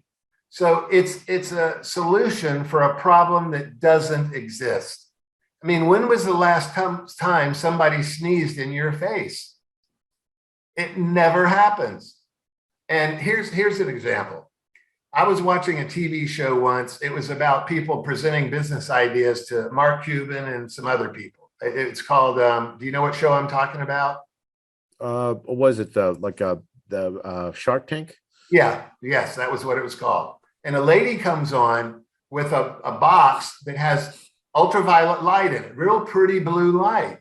And she said, look, you can put your phone in this thing at night when you go to bed, turn on the ultraviolet light, and in the morning, there won't be any bacteria on your phone. And you may have heard that phones are very dirty. You know, with people handling them all the time, they say, oh, it's more dirty than the bathroom, for example, right? But yeah. I've owned a phone for 20 years. I've never cleaned my phone, let alone put it in an ultraviolet box. And I've never gotten sick from it either. So that may be a beautiful, elegant solution to cleaning your phone, but it's a solution for a problem that doesn't exist. I don't get sick from my phone and I never clean it. You follow me? Yeah. And the other thing I tell people, now this is a very good way to explain it too. When people say, yeah, but what about when people sneeze or cough? And I go, do you wear a mask to prevent yourself from getting gonorrhea? And they giggle and they say, no, of course not. And I say, did you know that gonorrhea is present in 80% of women's throats in America? And if they sneeze, I guess if you breathe it in, you could get gonorrhea from it. So why doesn't everyone wear a mask for gonorrhea? Well, it's a negligible way that gonorrhea gets transmitted. You follow me? So wearing a mask for COVID, just because someone might sneeze on you once every 3 years, is completely worthless as far as transmission is concerned. You see what I mean? Yeah. It's a problem that simply does not exist. People don't transmit COVID in any appreciable amount by having someone sneeze or spit on them. It just never happens. I can't remember the last time somebody sneezed on me. You know what I mean? So that's why it doesn't make any difference in that way too. Aerosols are the way it gets transmitted, and they do not block aerosols. Yeah. And the experts still disagree. I mean, you've got hopkinsmedicine.org, a real medical school, saying both influenza and SARS-2 can be prevented by mask wearing. Can you believe a medical school like that would put that on their website? And I already mentioned Dr. Collins said masks prevent the spread of the virus. It's just amazing that they wouldn't look at the literature. You know, it's funny because like when they first in March, in like March 2020, early March, you had people like Tony Fauci saying, don't wear masks. There's no evidence that it stops the spread. Let's save the PPE for the professionals who need it, the shortages and so on, right? And then later he says, oh no, I was lying to you in order to preserve the mask for the PPE. You know, he wasn't actually lying. Right. In March 2020. He was telling the truth in March of 2020. And later, afterwards, he was lying. Right. The evidence is not that. I mean, I just don't. I think the issue was like people wanted to provide, these people at Hopkins and elsewhere wanted to provide others, the public, with some measure of control over a fear that they themselves had created in the population. An outsized, and I do think that, as we talked about what the COVID death rates are, that it's for a certain population, part of the population, it is something to be, very careful about. But masks are not the way to be careful about them. Correct. It's just non-scientific silliness. You know, it'd be like wearing a glove on your left hand or something. It just makes no scientific sense to push these masks. Yeah. There's got to be something other than these people not being able to interpret data. I mean, Yeah. how could they not understand that masks don't work when they look at the graphs from this year? Yeah. And none of them change when one the study you may have been talking about before, when you're talking about the counties in Kansas, they let counties vote on whether they wanted to do different things. Okay. And some counties voted for mask mandates. Yeah. And other adjoining counties voted against it. Well, someone wrote me a letter after I had made this big point about masks, proving that they don't work. And he said, actually, there was a 0.1% improvement in one county over an adjoining county in Kansas for the people that were wearing masks. And I said, first of all, that's a very tiny improvement, which is true, 0.1%. And second of all, you have to consider that a county that votes for a mask mandate is also going to be very conscientious about other things, like maybe losing a little bit of weight, maybe getting their vitamin D in order. And so it's associative. You don't know for sure that it was the masks that made the incidence go down 0.1%. It could have been maybe their vitamin D was a little higher. You follow me? So nobody could come up with anything that contradicted what I said here. Yeah, I think the like that's one of those like cherry pick studies I was talking about earlier, right? They just exactly. And if you like, they're actually the studies that were attracted where like they look at a cherry pick time points, say, oh, mass worked, comparing two counties, and then when you extend it just a few weeks, yes, the difference goes away. Yeah, it's the same thing you mentioned. I think we probably read the same studies there. Now look at this. So were the experts unable to interpret the data correctly? That's one question. Were they trying to instill fear in the population? Having everybody walk around with masks is a little bit of a scary thing when you think about it. Were they interested in getting people used to being controlled so they could get them to agree to even more sinister controlling measures in the future? Now that is a possibility. I know it sounds like a crazy theory, but the thing that makes me think that's possible is the evidence was right in their face, in the literature and the data that came in this year that showed that masks don't work. So why did they keep, and they're still doing it, pushing for mask mandates? It just blows my mind that these supposedly intelligent medical people couldn't figure any of this out. What is going on? So I found this quote by Frederick Douglass, who I like a lot. And this quote's great. It's one of my favorite quotes. Find out just what any people will quietly submit to, and you have the exact measure of the injustice and wrong which will be imposed on them. Think about that for a second. Okay. So I, of course, as you know, thought about the physics of this a little bit. How could we solve this problem? So I went back to first principles, and first principles, in this case, you have to look at the nanoscopic problem you have with transmission of a virus. It's truly nanoscopic, okay? It's not macroscopic, it's nanoscopic. You can't solve it with a macroscopic solution. So I thought of this nanoscopic solution, and that is a scrubber. We used to use these scrubbers in the physics lab when we had a toxic gas. And as you know, a scrubber is a container that has a sprinkler going on real fast inside of it. And you send the toxic gas into it, and the gas gets hung up in the water molecules, which fall to the bottom of the container and then get drained out. And that is a nanoscopic solution. Think about it. We can even remove gas particles from the air. What if we put one of these scrubbers in all the nursing homes, or at least in grandma's room at home, and ran the scrubber all the time? That would clean the air like crazy of the aerosols. You follow me? I know I'm thinking out loud. Someone might be able to refute this, but I'll tell you, this would work. This would clean the air of the virus. Like there are folks who have been I don't know about this particular idea, but that have been arguing for ventilation improvements as a way, because if it's aerosolized, the key thing is you just change the air in the room sufficient number of times during an hour, and you reduce the risk of the spread. Yeah, here's my point. a mask reduces ventilation. It does. It holds air under the mask by your mouth. It reduces ventilation. It doesn't help ventilation. A mask, I mean. The other thing that made no sense to me when I saw it, did you see the point during the year sometime when they wanted all the cubicles to have a plexiglass thing around where the person's working? What invention could reduce ventilation better than that?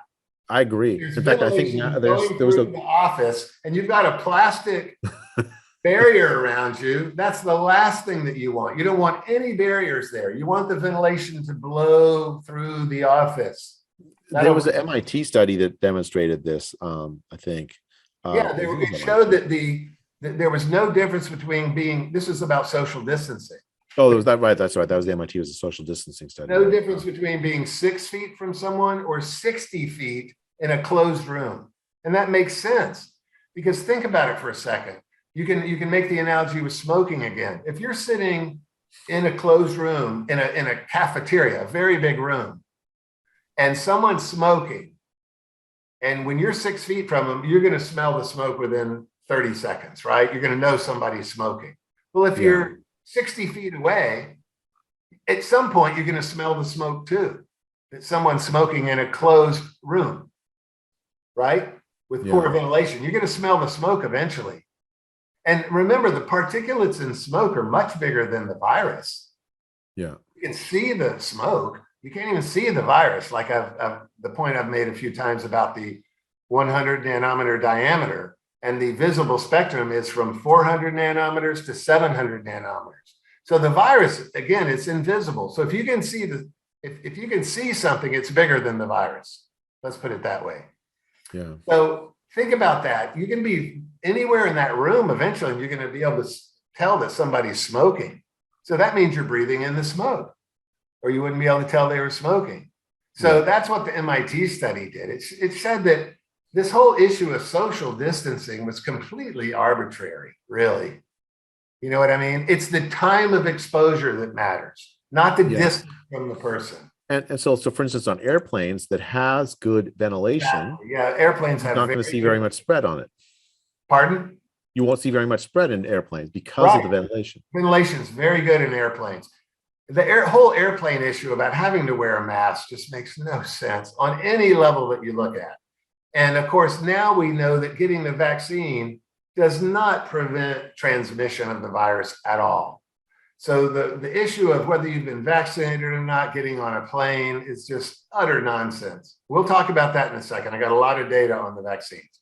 But isn't this a good idea? Why wasn't this thought about? Well, I thought of it. It doesn't mean it would have been thought about. There were folks who were pushing for better ventilation, actually. But this is a mechanical way to literally remove it, even in a person's house, where maybe it's too cold to open the windows at night. Well, you could put wash the virus right out the exhaust, right out the drainage. Like MERV 13 filters, and I mean there are standard off-the-shelf tools that apparently work too. I mean, we spent in the United States, we spent $16 trillion so far. You just use that for improved ventilation. You do all these very basic, inexpensive things, like maybe building some more ICU beds somewhere. I mean, golly. Yeah, it's crazy. So if lockdowns don't work, masks don't work, and I made the point that lockdowns, and I showed the graph where the fatality rate was actually higher in the places that locked down longer. This is in and of themselves now. This is not collateral damage I'm talking about. Lockdowns kill more people than they save. Forget about the collateral damage, which we both know is extensive. But even without considering that, lockdowns kill more people than they save. And people still want to go into lockdowns. But so what can you do really? Well, number one, asked another way, what causes you to do poorly? We've already talked about this. You made the point that advanced age is by far the most important factor. And I have a question for you about that in just a second.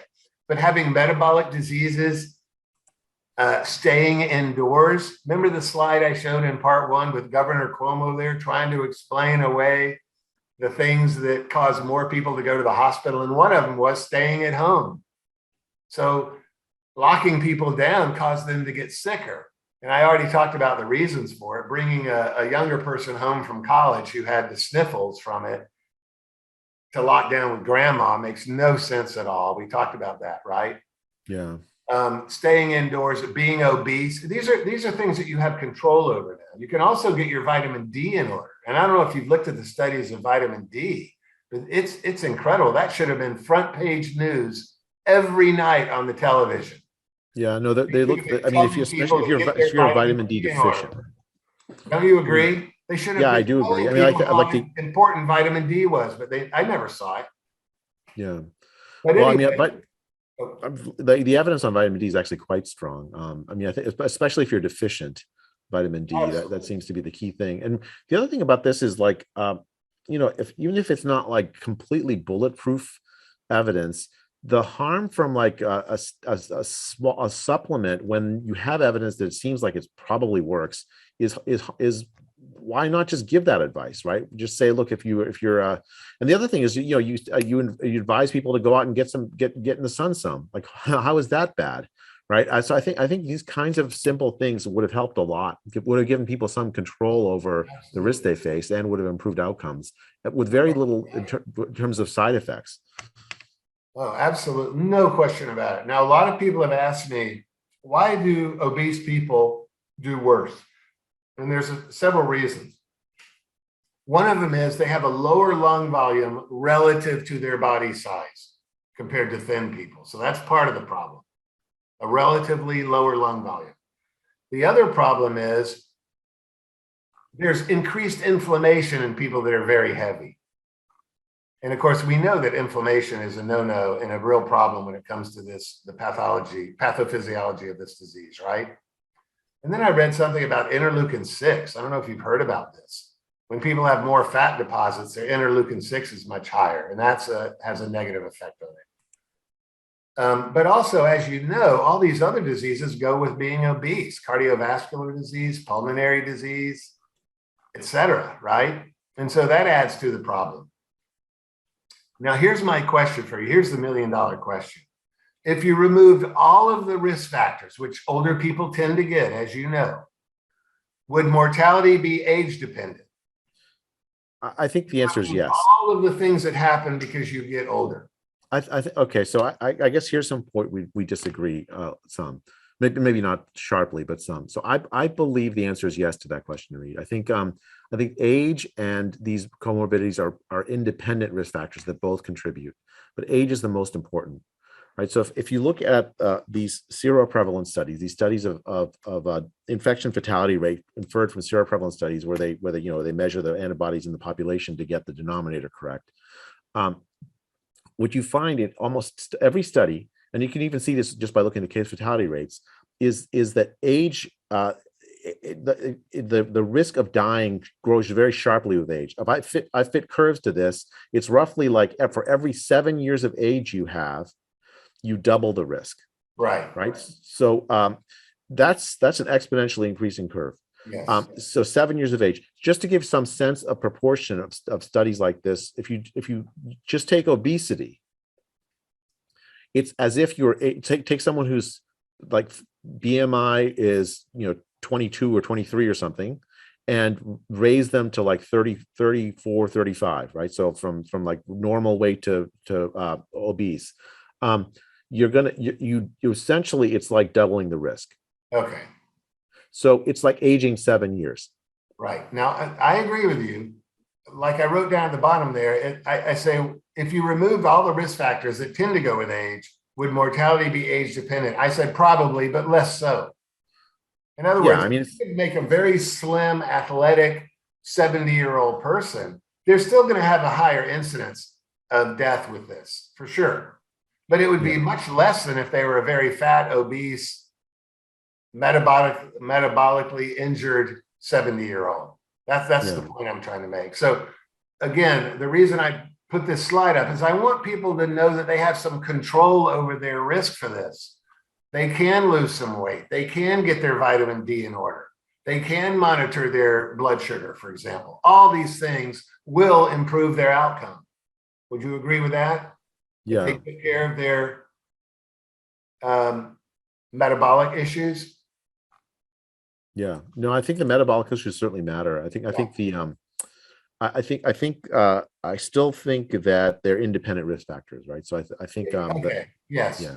Now, let me just say that I just saw a little message on my screen that said your internet connection is unstable. If not, another thing could bother us. So if something funny happens and it just goes black, I'm in Cambodia, of course, working on the charity and everything. So if the screen turns black, we'll get together somehow, some way. But that happens in Cambodia a lot. You know, the internet just goes down for a day or something. So let's continue on. We're forging ahead here. Now, this is another thing that bothered me, and that was the absolute absurdity of testing asymptomatic people. Oops. Do you agree with this? Testing asymptomatic people makes absolutely no sense. Now, I know that you mentioned in our last part, and we disagreed on this, about whether or not truly asymptomatic people can transmit the virus. And I believe you had some data that showed that they could, but Yeah, I think okay. So let's just let's tease apart like two different aspects of this question. So the question of if it can asymptomatic spread happen, and I think the evidence is yes. From contact tracing studies, I think it's rare, relatively rare. So like even in a household setting, the spread of the disease from someone who's asymptomatic but positive to other people in the household, with no mask, no social distancing, nothing, is much rarer than if you're symptomatic. oh, much rarer. Yeah, but I'm saying I don't think it can happen. It's not zero, is my point. It's not zero. So my point is it can happen. So we may, I don't know if we disagree on that, but let's maybe hopefully you can just accept that for purposes of argument that's true. Okay, so there's a second question: is what should we do with that fact? Now, what societies have done with that fact is to use contact tracing, random testing, wide scale, like testing in order to like go traveling, testing in order to enter any like various places, as a way to identify people who don't have any appearance of being sick, no symptoms, in order to find positives. The problem is that the test that we use, the PCR test that we use, often turns positive even when the person poses no risk whatsoever of spreading the disease, of being infectious. We know this from like studies of asymptomatic people, where the PCR test, it turns positive after a certain number of doublings. I think we discussed this last time. Yeah. So you only have a very tiny amount of virus present that's not infectious. If you introduce it to a cell, it won't enter the cell efficiently, and then it won't reproduce. You need a lot more virus for that to happen. Yeah. So you use the testing. Can I interrupt you for 1 second? I promised I wouldn't do this, but let me just make this point about the PCR test. The PCR test is not testing for the virus. It's testing for RNA fragments. So it can't make you, RNA fragments cannot make you sick, and you cannot make another person sick, even with a positive PCR test, because the PCR test is only testing for RNA fragments. It doesn't test for the virus at all. Yeah. So yes, you can't culture anything out of a positive PCR test unless you happen to also have the virus. But the PCR test is not testing for the virus. Right, it's testing for parts of the spike, like usually 3 primers, looking for parts of the spike on the. But it's the genetic component that translates into the spike that they're looking for in that test. Right. Remember, it's called the reverse transcriptase polymerase chain reaction. So you first have to take the RNA and make it DNA, because the test uses DNA. So the point is, it's a genetic test. It's not testing for a viable virus or even a dead virus. It's testing for RNA fragments, which can stay stuck in the mucus of your nasopharynx for months after you've recovered from the illness. Correct? Right. So that is correct. So the PCR test is often positive, and now that's by itself is not such a problem. I mean, it's fine. But the question is, what do you do with that information once you have it? And what people have done with this information, what countries around the world have done, is to use that information to put people into quarantine for 2 weeks or longer, sometimes in some places. Yeah. And many of those people that are put into quarantine, a third, I mean, like, depends on the rate of these false positives. They pose no risk whatsoever Zero. to anybody else. And so you've essentially, I call it lockdown by stealth, right? You take people out of their normal routine. Like, this happens in schools, right? So, like a very large number of kids were sent home for like 2 weeks this year from schools because they were some PCR positive test result that they had, even though they have no symptoms. They don't even have the disease, though. In other words, you got asymptomatic people with the disease. We know that, especially children. And you've got people that don't even have the disease that were put in quarantine. Yeah, so it is a situation where, like, you have to compare the harms and the benefits of a policy. So what are the possible benefits? Like, the possible benefits are that you've identified someone who's pre-symptomatic. They're eventually going to get the disease. Then the first day or two before, so they're positive, but they haven't yet developed symptoms. And so maybe you've identified those people early, right, and taken them out of circulation. The thing there is, like, you could do a very simple thing, right? So if the PCR test is a qualitative test, but instead you could have had a quantitative test, right? So you check the person at the beginning of the day, and then check the person at the end of the day. If the amount of virus increased, well, then you might be at the early stages of the test, or the amount of viral fragments increased. You might be in the early stages of the infection, and so you have some indication that you want to keep the person, tell them to take them out of circulation, versus rather than just like blanket throwing everyone with a positive test into quarantine. Right. There, the costs are enormous with very little of the benefit. Exactly, very good point. I've got a graph that I'm going to show you in a minute that's going to blow you away. But let's let that be suspense for a second. But let me just show you this graph. Let's look at this thing. These are deaths on the bottom here in Spain daily. I don't know what they mean by new deaths. I don't think you could have an old death, but you know what I mean. Deaths are down here, and cases are up here. And of course, the deaths lag the cases. That makes some sense. But when you come over here, right about when they started mass testing, which was an absolute disaster, as far as I'm concerned, they never should have done this. It's the problem, not the solution, I like to say. The deaths stay almost zero. Can you see my pointer here? The deaths are almost zero, and yet the cases are going up like crazy because they started testing all these asymptomatic people, which to me makes absolutely no sense. And let me show you that graph. It might be in the next slide, but it's going to be pretty soon. It's not. Here's another example of cases in blue, deaths in red. And of course, the deaths go down to nothing. And we're going to talk a lot about herd immunity in a little bit, because that's very misunderstood by so many people that should know. But anyway, see the deaths see the cases going way up here when the deaths are gone, finished. I mean, I think that, like, there's a couple of things that could explain that, though. Reid, if you have, I'm not sure exactly what the dates are. These are like January of this 2021 or 2022. No, that's 2020. Oh, no, that can't be January 2020. No, it's not January. Oh, I see. I'm reversing the month and the day. Yeah, I'm doing the American thing. May, yeah, June, July, August, September. Yeah, so here that could easily be what you said. But if you go to 2021, if you have a vaccinated population, especially if you vaccinated the older population, you can decouple cases from deaths. Oh, I've got a graph that shows that. Sure, I'm going to show it to you in just a second. But as far as I'm concerned, this is decoupled here. Yeah, and the only explanations. Asymptotically going to zero there.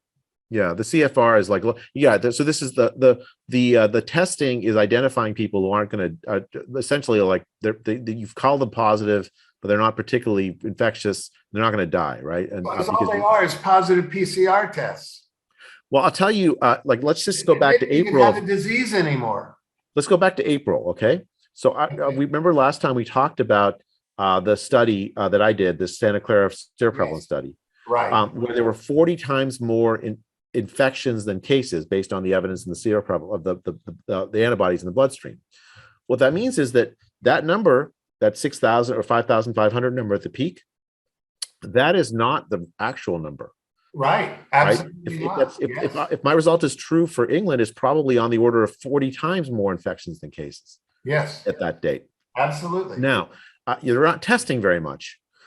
Suppose they start testing a ton, right? So then what you're going to get is a smaller multiplier, right? Because so by the time you get to like July or August or September of 2020, you're testing more.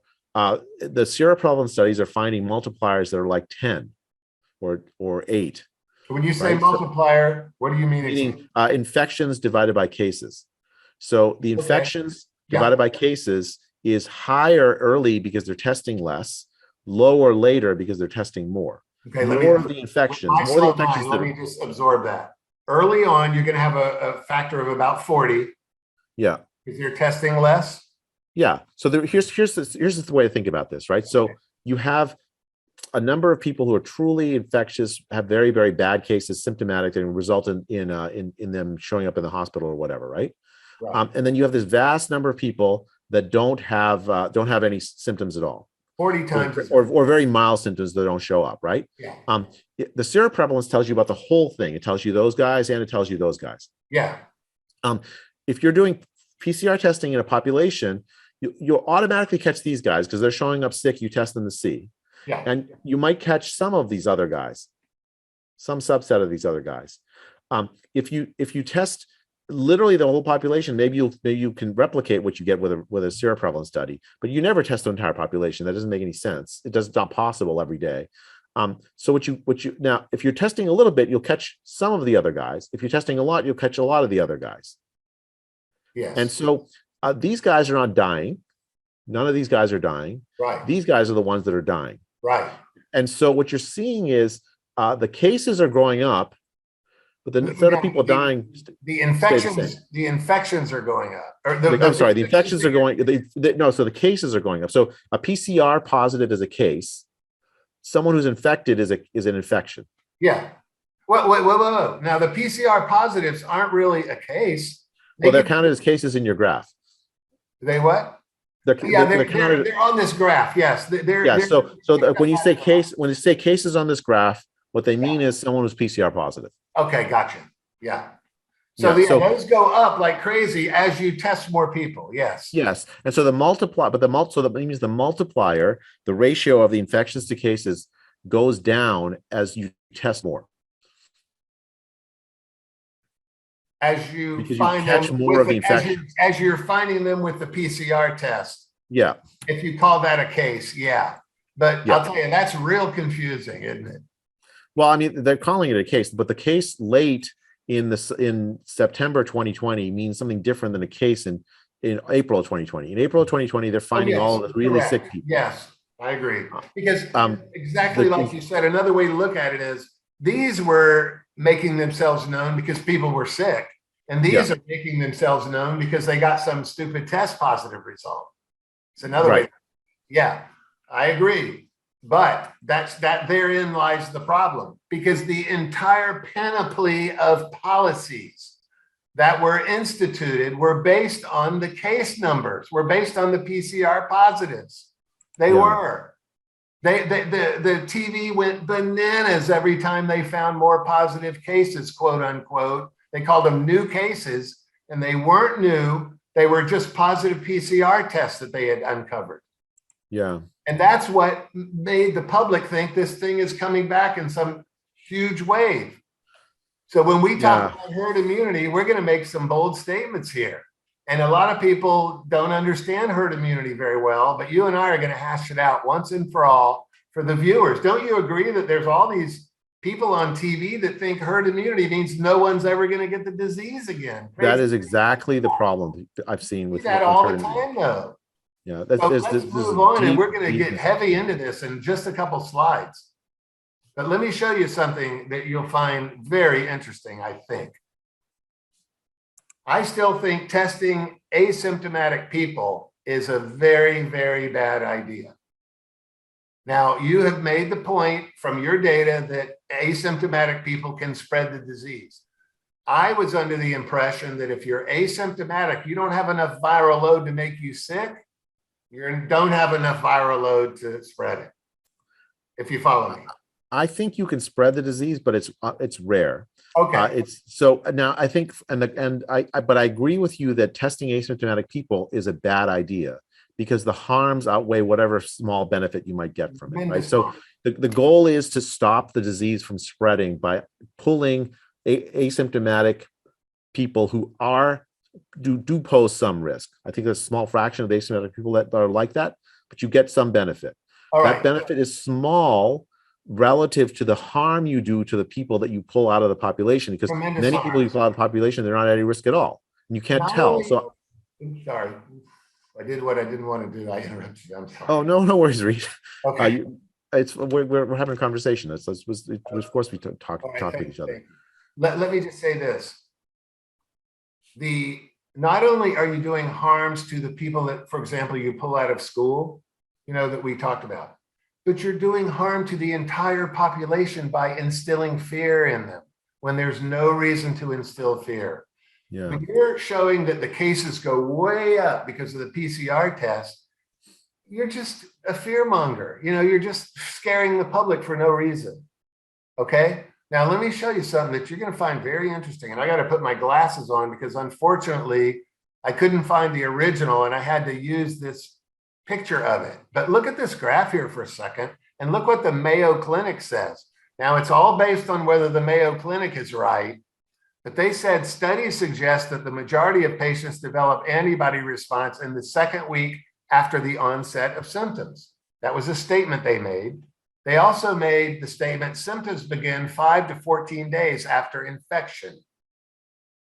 Okay, now I don't know if you agree with those two statements. I don't agree with graphic form, and I'm going to blow you away when I show you this. If you assume that the infection occurred at the yellow line here, and you go 5 days to put the left side of the box and 14 days for the right side of the box, because remember, symptoms begin 5 to 14 days after infection, and we're assuming infection occurs at the yellow line, then this is the time in which you have symptoms beginning, somewhere in this pink box here. Do you agree with that? So let me just say, I think that the time course is, I mean, I agree with the general time course, but I think the majority, I think the antibody response depends on the type of antibodies, right? So like IgG response is 5 to 14 days. That makes some sense. But you get IgM responses and IgA responses, especially IgA responses almost immediately. So as soon as it goes. Well, IgA, but that's circulatory IgA they're testing for. They're not secretory. I think what they're testing for when they say antibodies, I think they're just testing for IgM. Well, that's why they would say. Actually, they're both on the graph. I wanted to show you that. See this?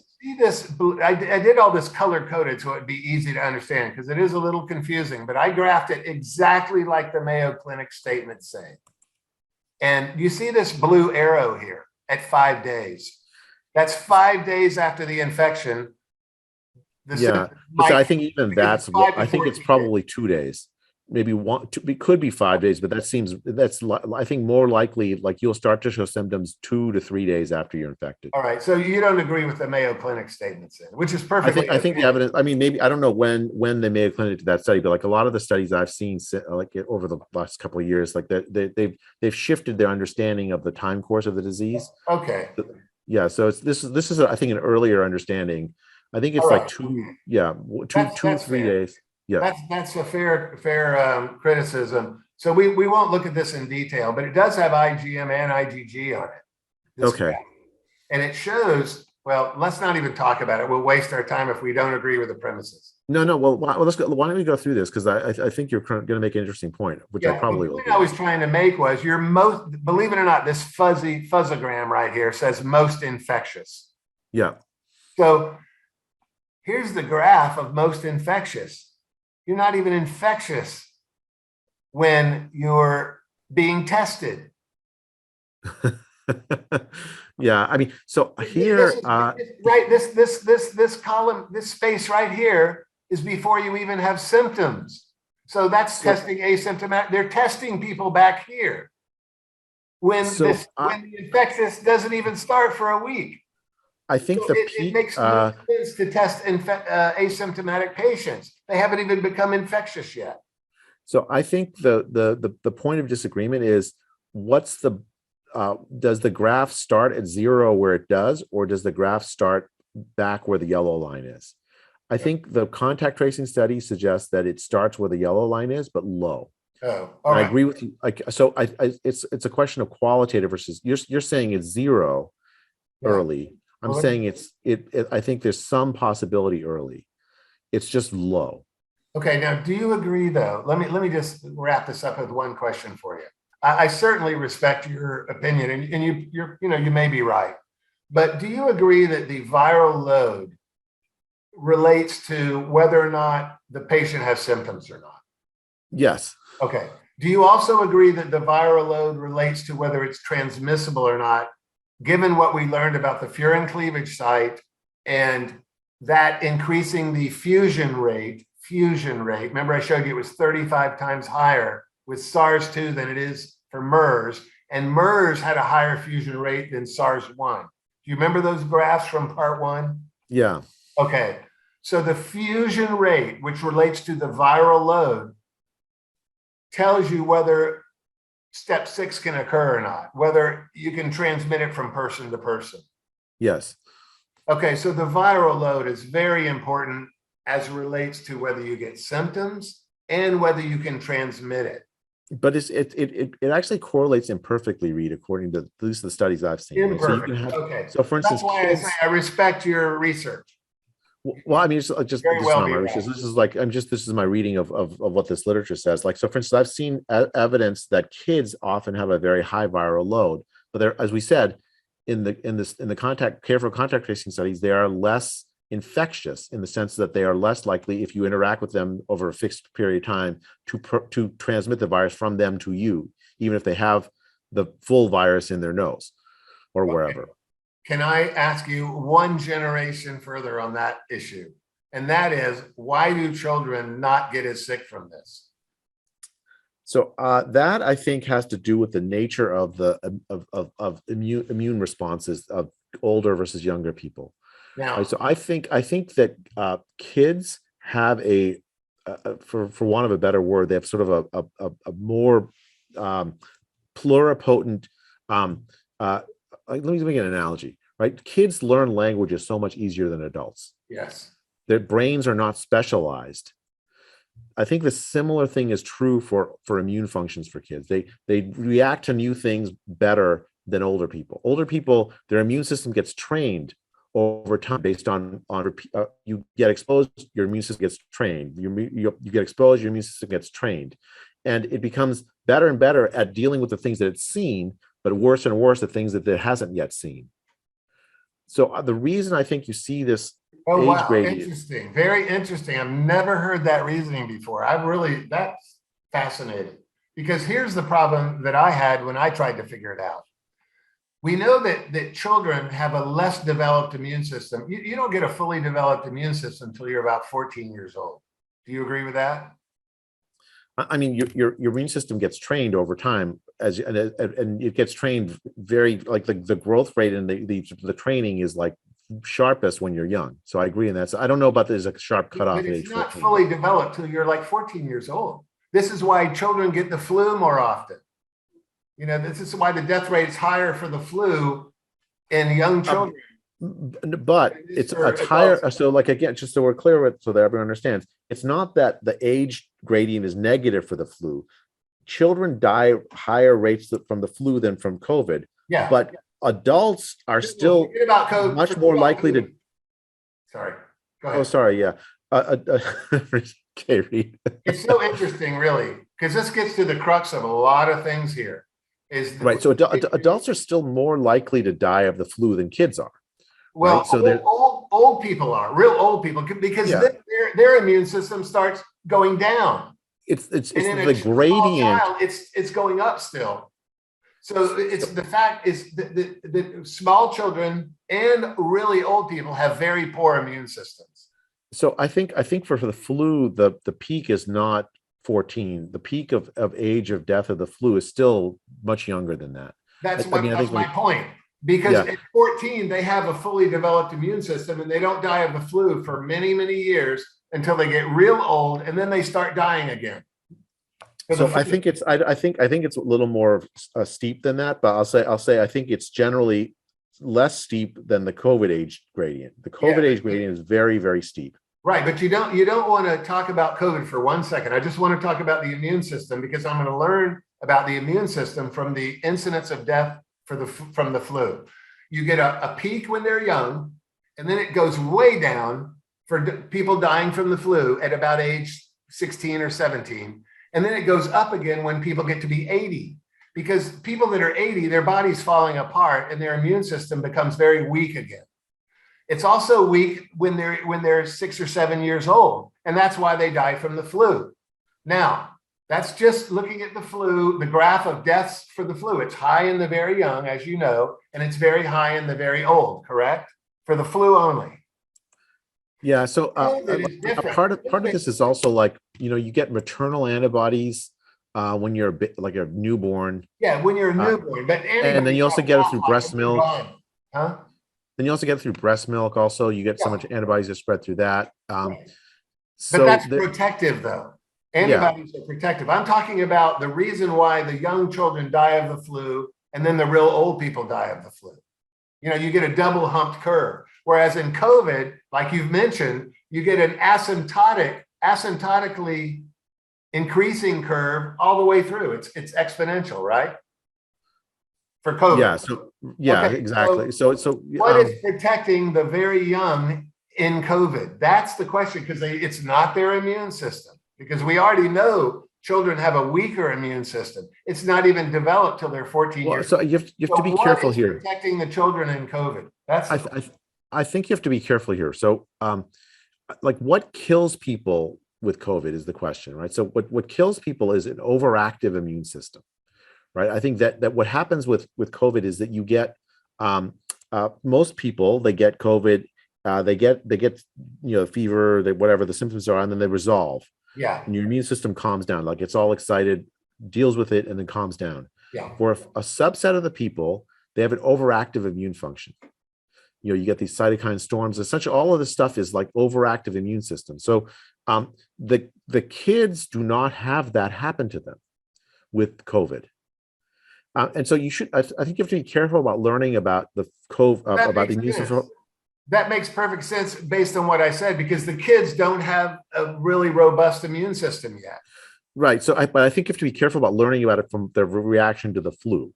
Okay. Right. I don't think that they don't have a robust immune system. It's that they deal with COVID very efficiently without overreacting.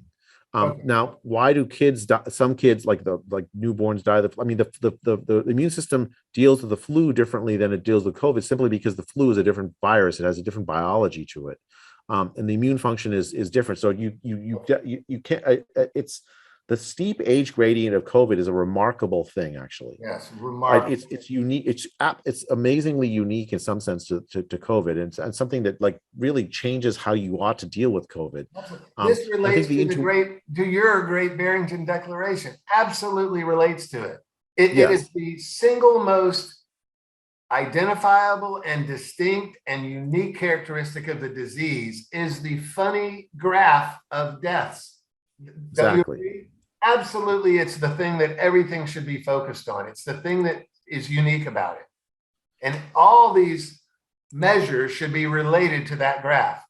Correct. You are the author, so I shouldn't be saying that to you. That is the basis for you figuring that out. You and Dr. Gupta and Dr. Kuldorf, I think I'm pronouncing his name right. Let me just say, I think the things that we're talking about the immune function, these are things that people are still debating. And I'm not an immunologist, and I'm learning from the immunology literature as best I can. But as best I can tell, they're still really debating exactly the mechanisms and answers to this question of why kids get it versus older people react so poorly, trying to understand the exact biological mechanisms underlying this. I suspect that we still don't know the full answers to these questions. Okay, can I throw one more monkey wrench in it? But let me finish my thought, then you can do Okay. that. The key thing to me is not understanding all of these biological mechanisms. The key thing is the empirical fact that young people have this exponentially lower risk of death than older people. That's the key thing, and you can see that so clearly in the epidemiological data. Even if I don't fully understand the mechanisms, I understand the output of whatever the mechanisms happen to be, which is the steep age gradient. Yeah, that's the reality of it, like Feynman would say. You better come up with something that explains that reality. Right? Exactly. Yes. Now, let me throw a monkey wrench in. Is it true that children have fewer ACE2 receptors on their cells? Have you heard that? I haven't heard that, actually. It could be. That I just would don't explain know. a lot if they have fewer ACE2 receptors, wouldn't it? Yeah, that would. Yeah. Actually, there is this thing with obesity, right? So I think adipose cells actually have quite a lot of ACE2 receptors. So that could also, like something we mentioned earlier about the why obesity, like that could also partly explain. Again, I think the key thing for me is not, I mean, I think it's super interesting from a biological and medical point of view to try to understand these mechanisms. Yeah. The key thing for me is the epidemiological facts and how do you deal with those epidemiological facts. Exactly. So you're looking at it you're looking at it from a practical point of view, really. One generation beyond what I'm trying to do. I'm trying to grind out why this is happening. And you're saying, for now, we don't really know why it happens, but the fact that it happens should be the basis for what we do. And I agree with that 100%. And by the way, I'm not even saying that we don't know. I'm saying that, like, it's likely from what I've read, we're still learning. There's going to be people like you and others who probably know better than me, understanding the biological mechanisms. And so that's that. But that to me is like it's important for that learning to happen, but it's not vital for the strategy we follow. So I'm right. In a sense more interested in the policy, the health policy to minimize death. Right. Rather than the biological mechanisms, because I think once we fully understand the biological mechanisms, well, maybe we'll get better treatments and all that. I mean, that's not unimportant. But the question is, what do you do until you get to that point? Yes. That's the question I'm most interested in. Yeah, I understand, and that again is how you addressed it with the Great Barrington Declaration, which I think is exactly the right way to go with this. And I'll tell you, I wanted to try to play the devil's advocate and think of some questions why it was not going to work or it was a problem or something. And I couldn't come up with really any because it goes against my way of thinking. I think it's exactly what we should have done from the beginning. But let me make one more, let's say, basic science point about this. The ACE receptor stands for angiotensin converting enzyme number 2. Yeah. Now I can get heavy into the renin-angiotensin system, which is where all this comes from. And it relates very much to why the vaccines are causing problems, which we'll get to in a second. So maybe I'll hold off on that. But that ACE receptor's job is not just to let the virus get inside the cells. That's a sideshow. What that thing does in normal physiology is very, very interesting, and it relates to why we're getting myocarditis and all these things from the vaccine. But let's talk about it when we get to it, okay? Because I'll talk about it if you're interested in that. But the ACE receptor is part of the blood pressure control mechanism and an inflammation control mechanism in the body. Because, angiotensin 2 increases inflammation, and it also increases your blood pressure. It's a vasoconstrictor. It increases your desire to eat salt, believe it or not, and it increases your body water, all three of which increase your blood pressure. Okay? So the fact that I'm going to get heavy into it. So let me just wait until we get to that part about the vaccines, because it's really important. It explains a lot of the side effects of the vaccines. Because as you know, the vaccine produces way more spike protein than getting the disease, 4 times as much. And that's part of the problem with the vaccines. But I'll get to that in a second. Let's just proceed here. All right. And this is, again, this is just what fraction of new cases are being mislabeled as new cases. And again, it relates to the testing, and the PCR test is no good.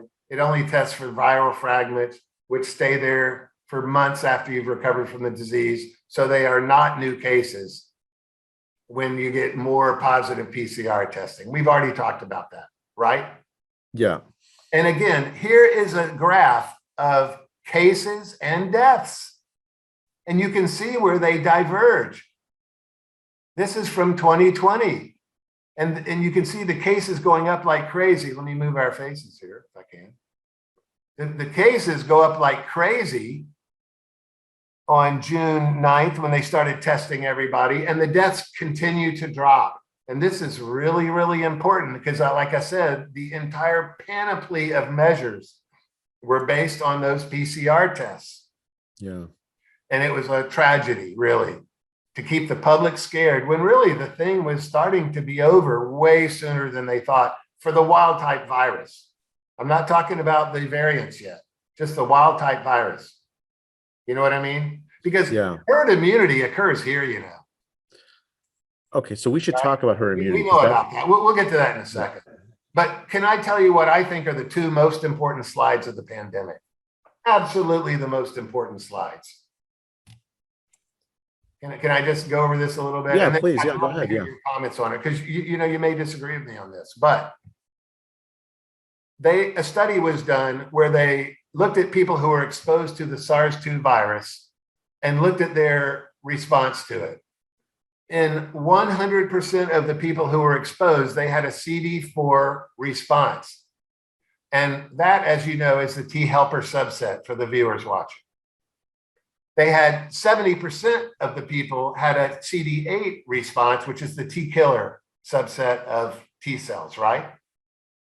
Now, they had these responses to the spike protein, to the M proteins. The M proteins are the proteins that determine the radius of curvature of the virus, which is very important because think of the mathematical problem you have here of a virus that has spikes on it. You need to know what the radius of curvature should be so that as that virus tumbles through your bronchi and everything, it hits an ACE2 receptor more often.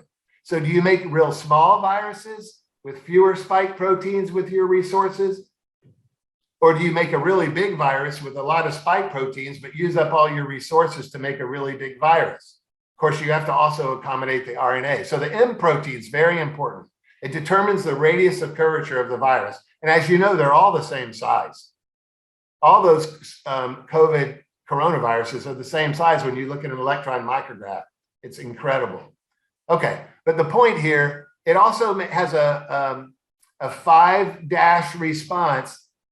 I'm talking about the T helper cells now to the N proteins. Those are the proteins that stabilize the RNA, and the non-structural proteins, which manipulate the membranes in the endoplasmic reticulum. Okay, a lot of details there that aren't important. The point is, when someone gets infected with the virus, they make T cells to a bunch of proteins here, not just the spike protein. And they also have T killer response to all these different proteins. Now, these proteins do not change very often. And I'm going to show you proof of that in the next slide. Remember, these are the most important 2 slides of the pandemic. Of course, you do make antibodies to the spike protein and IgA, circulatory IgA also. This is when they took the blood samples. They know exactly the percentage of the people in the study that had these responses, okay? Now, look at this for a second. They also studied people who were unexposed to the virus and unexposed to anyone who had been exposed to the virus. These are truly people who have not come in contact with SARS-2 in any way, or even come in contact with people that had come in contact with it, okay, to make sure.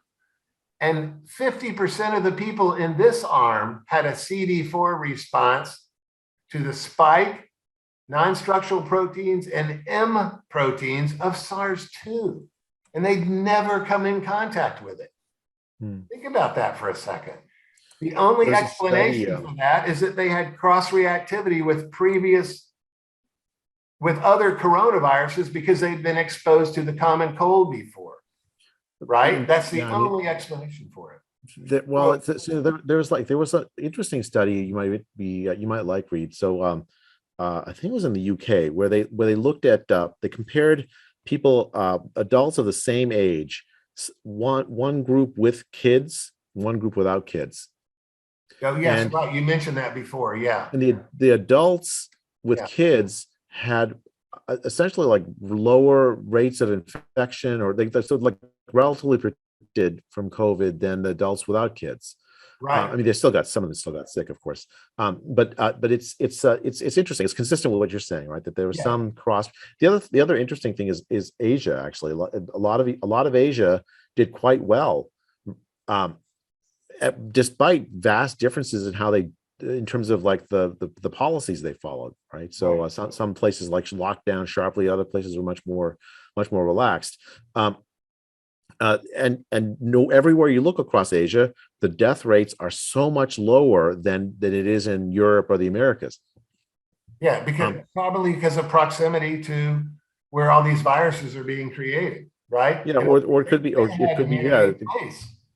Yeah, I mean, and it's interesting. If you look at Asians in the U.S., they don't do better than non-Asians in the U.S. as Right, far as correct. COVID. So it's Yeah. not genetics; Right. it's some other factor. Yeah, it's environmental. I mean, these people have been exposed to such similar viruses before that they got SARS-2 infection less often. Yeah. Correct. Now, here's the punchline, though. No one that I ever noticed on television, I'm talking about the so-called experts, ever talked about immunity in place. I think 30 to 40% of Americans, let's say, were protected from getting this disease before the virus even appeared on our shores. And this proves it. Half the people had a CD4 response to all these proteins for SARS-2, and they were not exposed to SARS-2 in any way. Your point about the children, the parents of the children, that works because the children were exposed to SARS-2. But I'm talking about people who weren't exposed to it at all. They were protected from it. And I'll show you the point I was making is that the adults proves it, huh? The parents who were the theory is that because the parents were exposed to children who had non-SARS-2 common cold viruses or whatever, coronaviruses. Okay.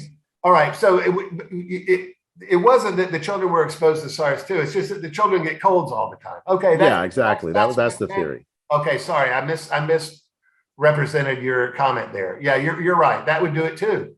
That's just more, that supports my argument here. Yeah, that's why I said it. So I think the question is, well, like how robust is that cross protection? How well does it do against variants? Like for instance, I think. Let me show you. I mean, I've got all the punchlines right here. This response to the spike protein is 4 dashes. Now that's a significant response. That's not a minor response. You get the way these things are written is these are all 5 because the person was exposed to the virus. Certainly is not as strong as being exposed to the virus, but it's still 4 out of 5. And you know, from looking at a lot of papers and everything, here's some 3 out of 5s, but 4 out of 5 is a pretty robust response. It's not a negligible response to something. Would you agree with that? When they put 4 hash marks there? Yeah, I guess I don't know the scale of this. You don't know the scale, but believe me, it's whatever the scale is, it's 4 out of 5 of it. Okay. So it's not a negligible response. And here's my point. Let me just say that SARS-1 cross-reactivity would not be helpful because so few people got SARS-1. Okay, they are protected against SARS-2, and I'll show you that in the next slide. But there weren't enough people. There were only 8,000 people in the world that got SARS-1. As far as we know, we didn't do the level of testing. We didn't have the PCR test to we didn't do this mass PCR testing to find out. Who knows, right? Thank God. Yeah. All right, now let me show you this. This wraps it up in a nice tidy bow. They found 23 people who were still alive in this study that had SARS-1. Now, remember, SARS-1 was 17 years ago, right? It was in 2003. So a lot of people died of other causes in 17 years, of course, but they were lucky to find 23 people out of 8,000 that had SARS and survived. Actually, Yeah. 7,200 people because 800 of them died. So they only had 7,200 people in the world that had SARS-1, and they found 23 that were still alive. Yeah. Okay. Now this is going to blow you away. They looked at the T cells of those people who had SARS-1,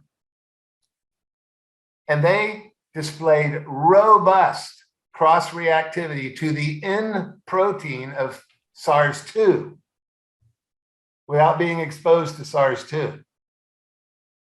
So that shows you that the N protein, which was common to SARS-1 and SARS-2, did not change in 17 years. Or And at least we've the got the antibodies that spike cross-react. protein changing. Or I'm sorry, today. Huh? well, you don't. You gotta be careful. So you don't know that the genetic makeup of the N sequence did, but it didn't change enough Okay, such well, that the T That's cell what I mean. mediated. Yeah. It didn't change enough in 17 years for the people not to be protected against SARS-CoV-2. Yeah. Now think about that for a second, because I'm going to ask the ultimate question in just a minute.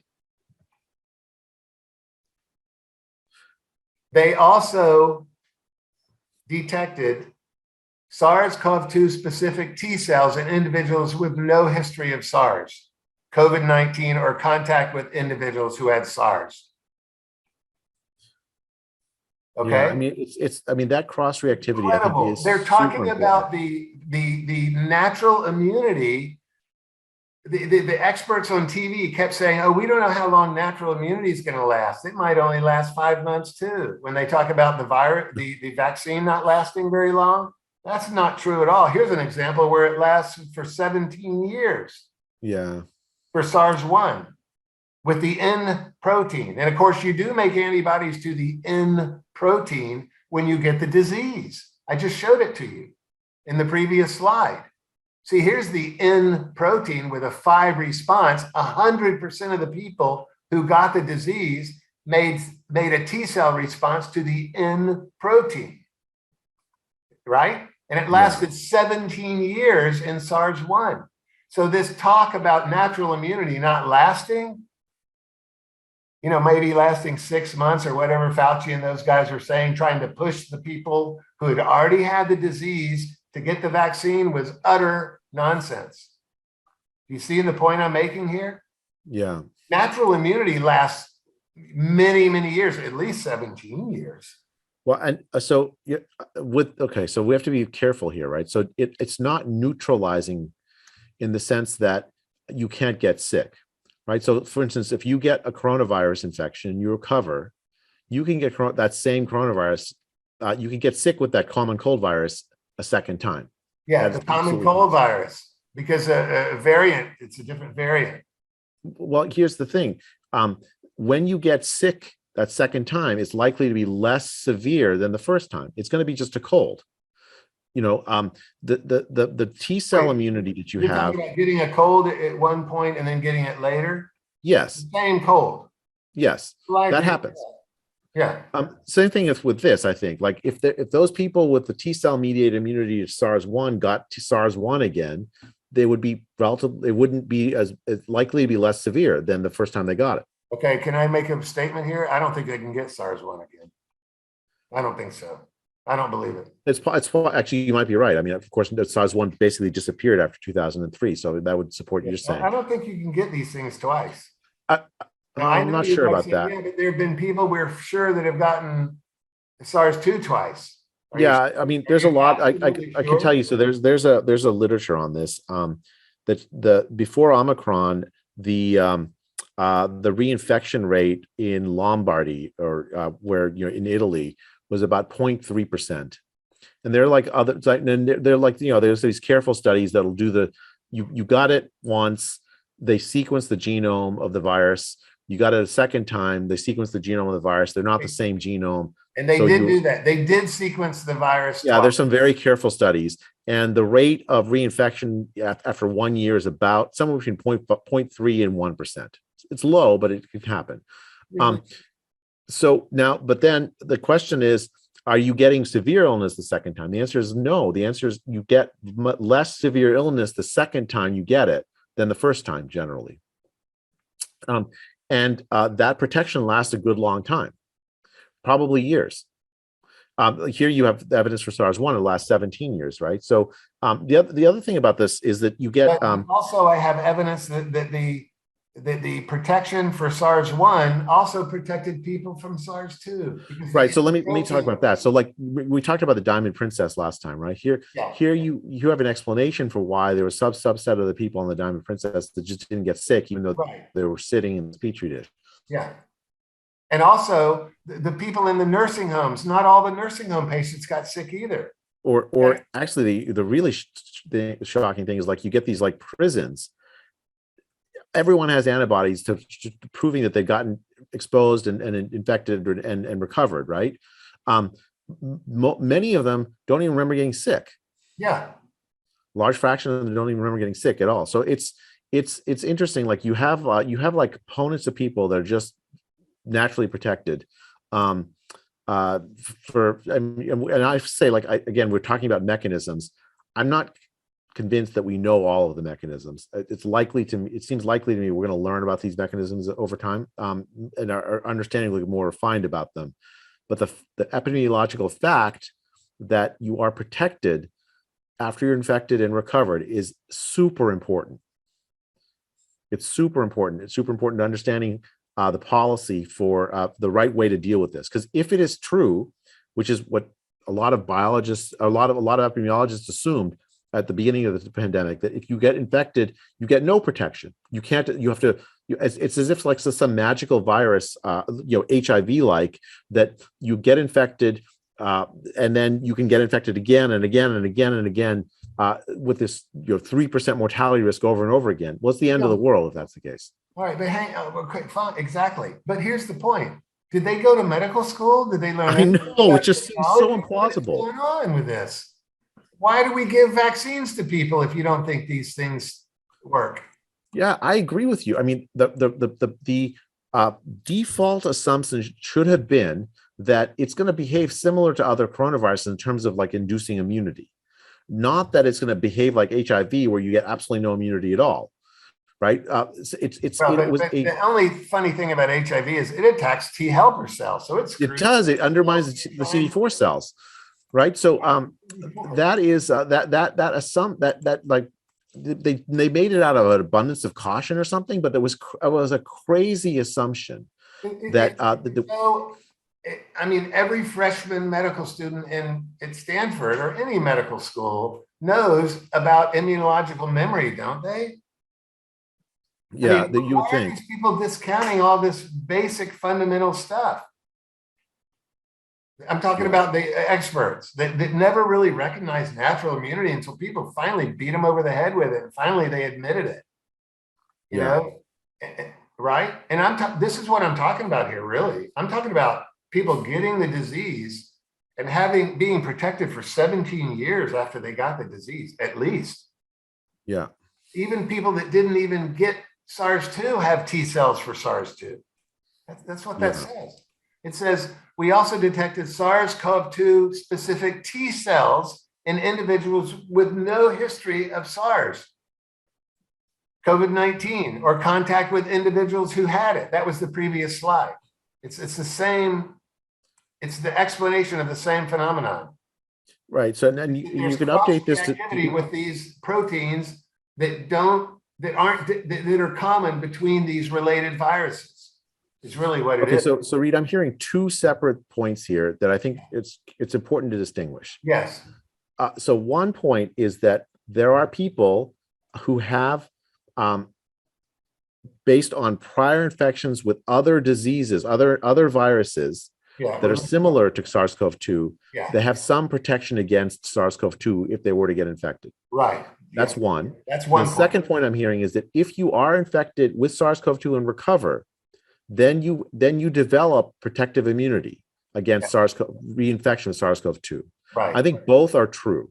I wouldn't say the reinfection rates are zero. I don't think that's true, but I think they're very low. They are, but hang on, because we have a disagreement here. You're saying it's between 0.3% and 1%? I think it's higher with Omicron, by the way. Study? I think yeah. So I think it's higher. Like that second point, I think it sounds like we have slight disagreement. Yeah, we The do have a first slight disagreement. the first point, I think we have agreement, right? Okay, total although agreement we on the don't, first point. yeah, we don't know how many people have that cross protection. I don't, at least I don't know. Well, you can predict it though. You can look at the number of people in the nursing home who did not get the disease when some of the people got it. Yeah, you can get some estimates, but 30 to 40% of the people were protected before the virus arrived on the shore, in my opinion. Yeah, so I think that's true. I think you're going to get some. I don't know exactly the number. I mean, like I can look at the Diamond Princess and nursing home data. Yeah, but let me make one point about that. The first point again. Actually, it applies to both points. I think the variants evade both of those potentially, right? So, for instance, I believe that the Omicron variant evades both of those kinds of. So, someone with either pre-existing immunity from other viruses or protective immunity from COVID recovery can get reinfected with Omicron. Okay. The Omicron, have you read about how many mutations that are in Omicron spike protein? And yeah, it's a lot of them. Yeah. A lot. It's enormous. Yeah. It's like 36 or something. Dozens. Yeah. So there is a point when the thing will mutate so much that it's no longer related to the wild type, if you will. Well, it's still related. So that's the point I want to make. Yeah, but related. So it's like your fifth cousin or something at some point. But that fifth cousin matters, right? So that's the thing is it that matters. Yeah. When you are so, for instance, why is Omicron milder? That's one of the reasons it produces. Absolutely, yes, that's one of the reasons. Yeah. Right, because it's a fifth cousin. If you had never seen it before, who knows? It might have been about as deadly as the first time you saw it. Because you wouldn't have had any help at all against it. Yeah. Yeah, I agree with that totally. Right. So actually, it sounds like we're mostly in agreement on this. These boosters that these guys keep pushing on everyone that are based on the wild type from way back 2 years ago. Pretty soon, those boosters aren't going to do anything. Do you agree with that, or very little? Because they were made for a virus that's the fifth cousin of the one that's out there now. Yeah. Do you agree with that? Yeah, I agree with that. I mean, I think essentially, I think what's happened is we have now unlike in March of 2020, where a substantial portion of the population was immune naive, right? Essentially unprotected from the immune system. Portion, yeah. Now we have almost said it was 100%. That's my point. It might have been 100, maybe it was 70, 80%. I don't know. So whatever the number is. Probably 70 or 60 or 60. It could be. I mean, I don't know the number. So but the point is that now that number is small, right? Almost the entire population is no longer immune naive. Absolutely. I agree 100%. The information that we've been fed from Johns Hopkins on the TV every day and all that was completely wrong about how many people have been exposed. I'm going to prove it in just a second. I got a slide. Remember, we already talked about that with the seroprevalence studies. 40 times more infections in case. I mean, you had 40 times more people with antibodies to the virus than cases. Yeah, but I'm talking about immunity in place, not people who. Oh, you're talking. Okay, so right. So I'm talking about two. You're talking about one. Like the immunity to other viruses that have cross protection. Yeah, but that's not. You wouldn't find that in the seroprevalence. Not with antibodies, you wouldn't. That's correct. You're right. Because the antibodies are gone by then. Yeah. They have a half-life like any molecule. Yeah. I'm talking about T cell memory, clonal expansion and memory. Yeah. That's different than seroprevalence, where you're looking for antibodies, correct? You're the expert on that. Yeah, no, you're absolutely right. Yeah. So we were just looking at the evidence that someone had been infected and recovered with relatively recently because the antibodies were still there. Without symptoms, for example. Although, it's interesting. I've seen some studies now that even the antibodies last quite a while. Like you're still producing antibodies. It could be reinfections or re-exposure or whatever that's causing it. Well, re-exposure, that's different. I'm talking about people who didn't get exposed on this time at this time. Yeah, the way I've been talking about, two is what the antibody studies that I did, and one is the cross protection from previous virus. Right, those are separate, completely separate. Yeah. Do you agree? Yeah. Yes. Okay. So we both realize we're talking about two different things here. We agree on the first one, the cross-reactivity part. Yes. Right? Okay. Although I don't know the number, the percentage of the population, but I'm willing to grant it's going to be 20, 30. I mean, I don't know. It can be maybe 40. Who knows? All right. I don't know that number. Okay. I don't know it either. Of course I don't. I'm just speculating. It's interesting how our personalities are coming out here, because you are so good at making sure you don't let me jump out of the corral with a speculation that you don't necessarily think is proven yet. And I certainly agree 100%. Well, I just, I don't know. I don't know the percent, but it's not, it's like the thing read out this. It's very substantial. Reid, what we're doing is what I would call science, right? We're like talking through the evidence and we're exchanging ideas. And normally in science, that speculation is fine. Yeah. And you get some evidence and it turns out you were wrong. Fine. Who cares? Right. So now you update your mind to like whatever the evidence shows.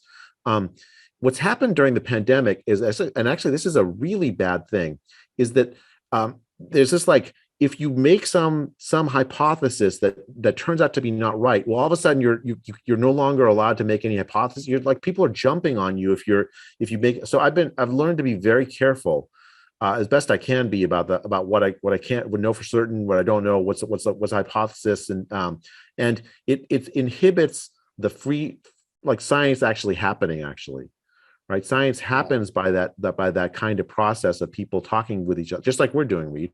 And you end up like thinking, okay, well, you have some disagreement, you have some data, you resolve the disagreement, you move on. I mean, that's so good. That's what makes science fun, I find. Absolutely, I agree. And I'll tell you something. I made a bunch of videos during the year, mostly to try to explain the basic science to people behind this. And I got a few of my videos taken down by YouTube when every single thing was correct. And it's very frustrating for them to be taking videos down when I've proved everything I said. And I got to the point where I wouldn't say anything unless I could prove it during the video, which made for some long videos and very esoteric, talking about the major histocompatibility complex and all this. But I got to the point where I felt like I had to prove everything I said for that very reason. So it's good that we have that basic scientific principle that we have to have a basis for our speculation. And then the empirical evidence that comes in will either confirm it or not, right? Yeah. And I'll tell you, there's an awful lot of evidence now that there were a lot of people that had immunity in place from this, that natural immunity lasts a very long time. And I'm going to give you the ultimate slide in a minute, showing you that we reached herd immunity for the wild type without the help of any vaccines, which was a total contradiction of what all these TV doctors said along the way. Remember, they kept saying you can't reach herd immunity naturally. Remember, they kept saying that? Yeah, no, this is, by the way, this is not true. I think Sunetra Gupta agrees with you, but we should talk about, okay, actually we're going to talk about herd immunity. You know what, will we have time for a full discussion of herd immunity? It's like 7:20 my time. Oh, it's time for you to cut out for your. Unfortunately. Okay.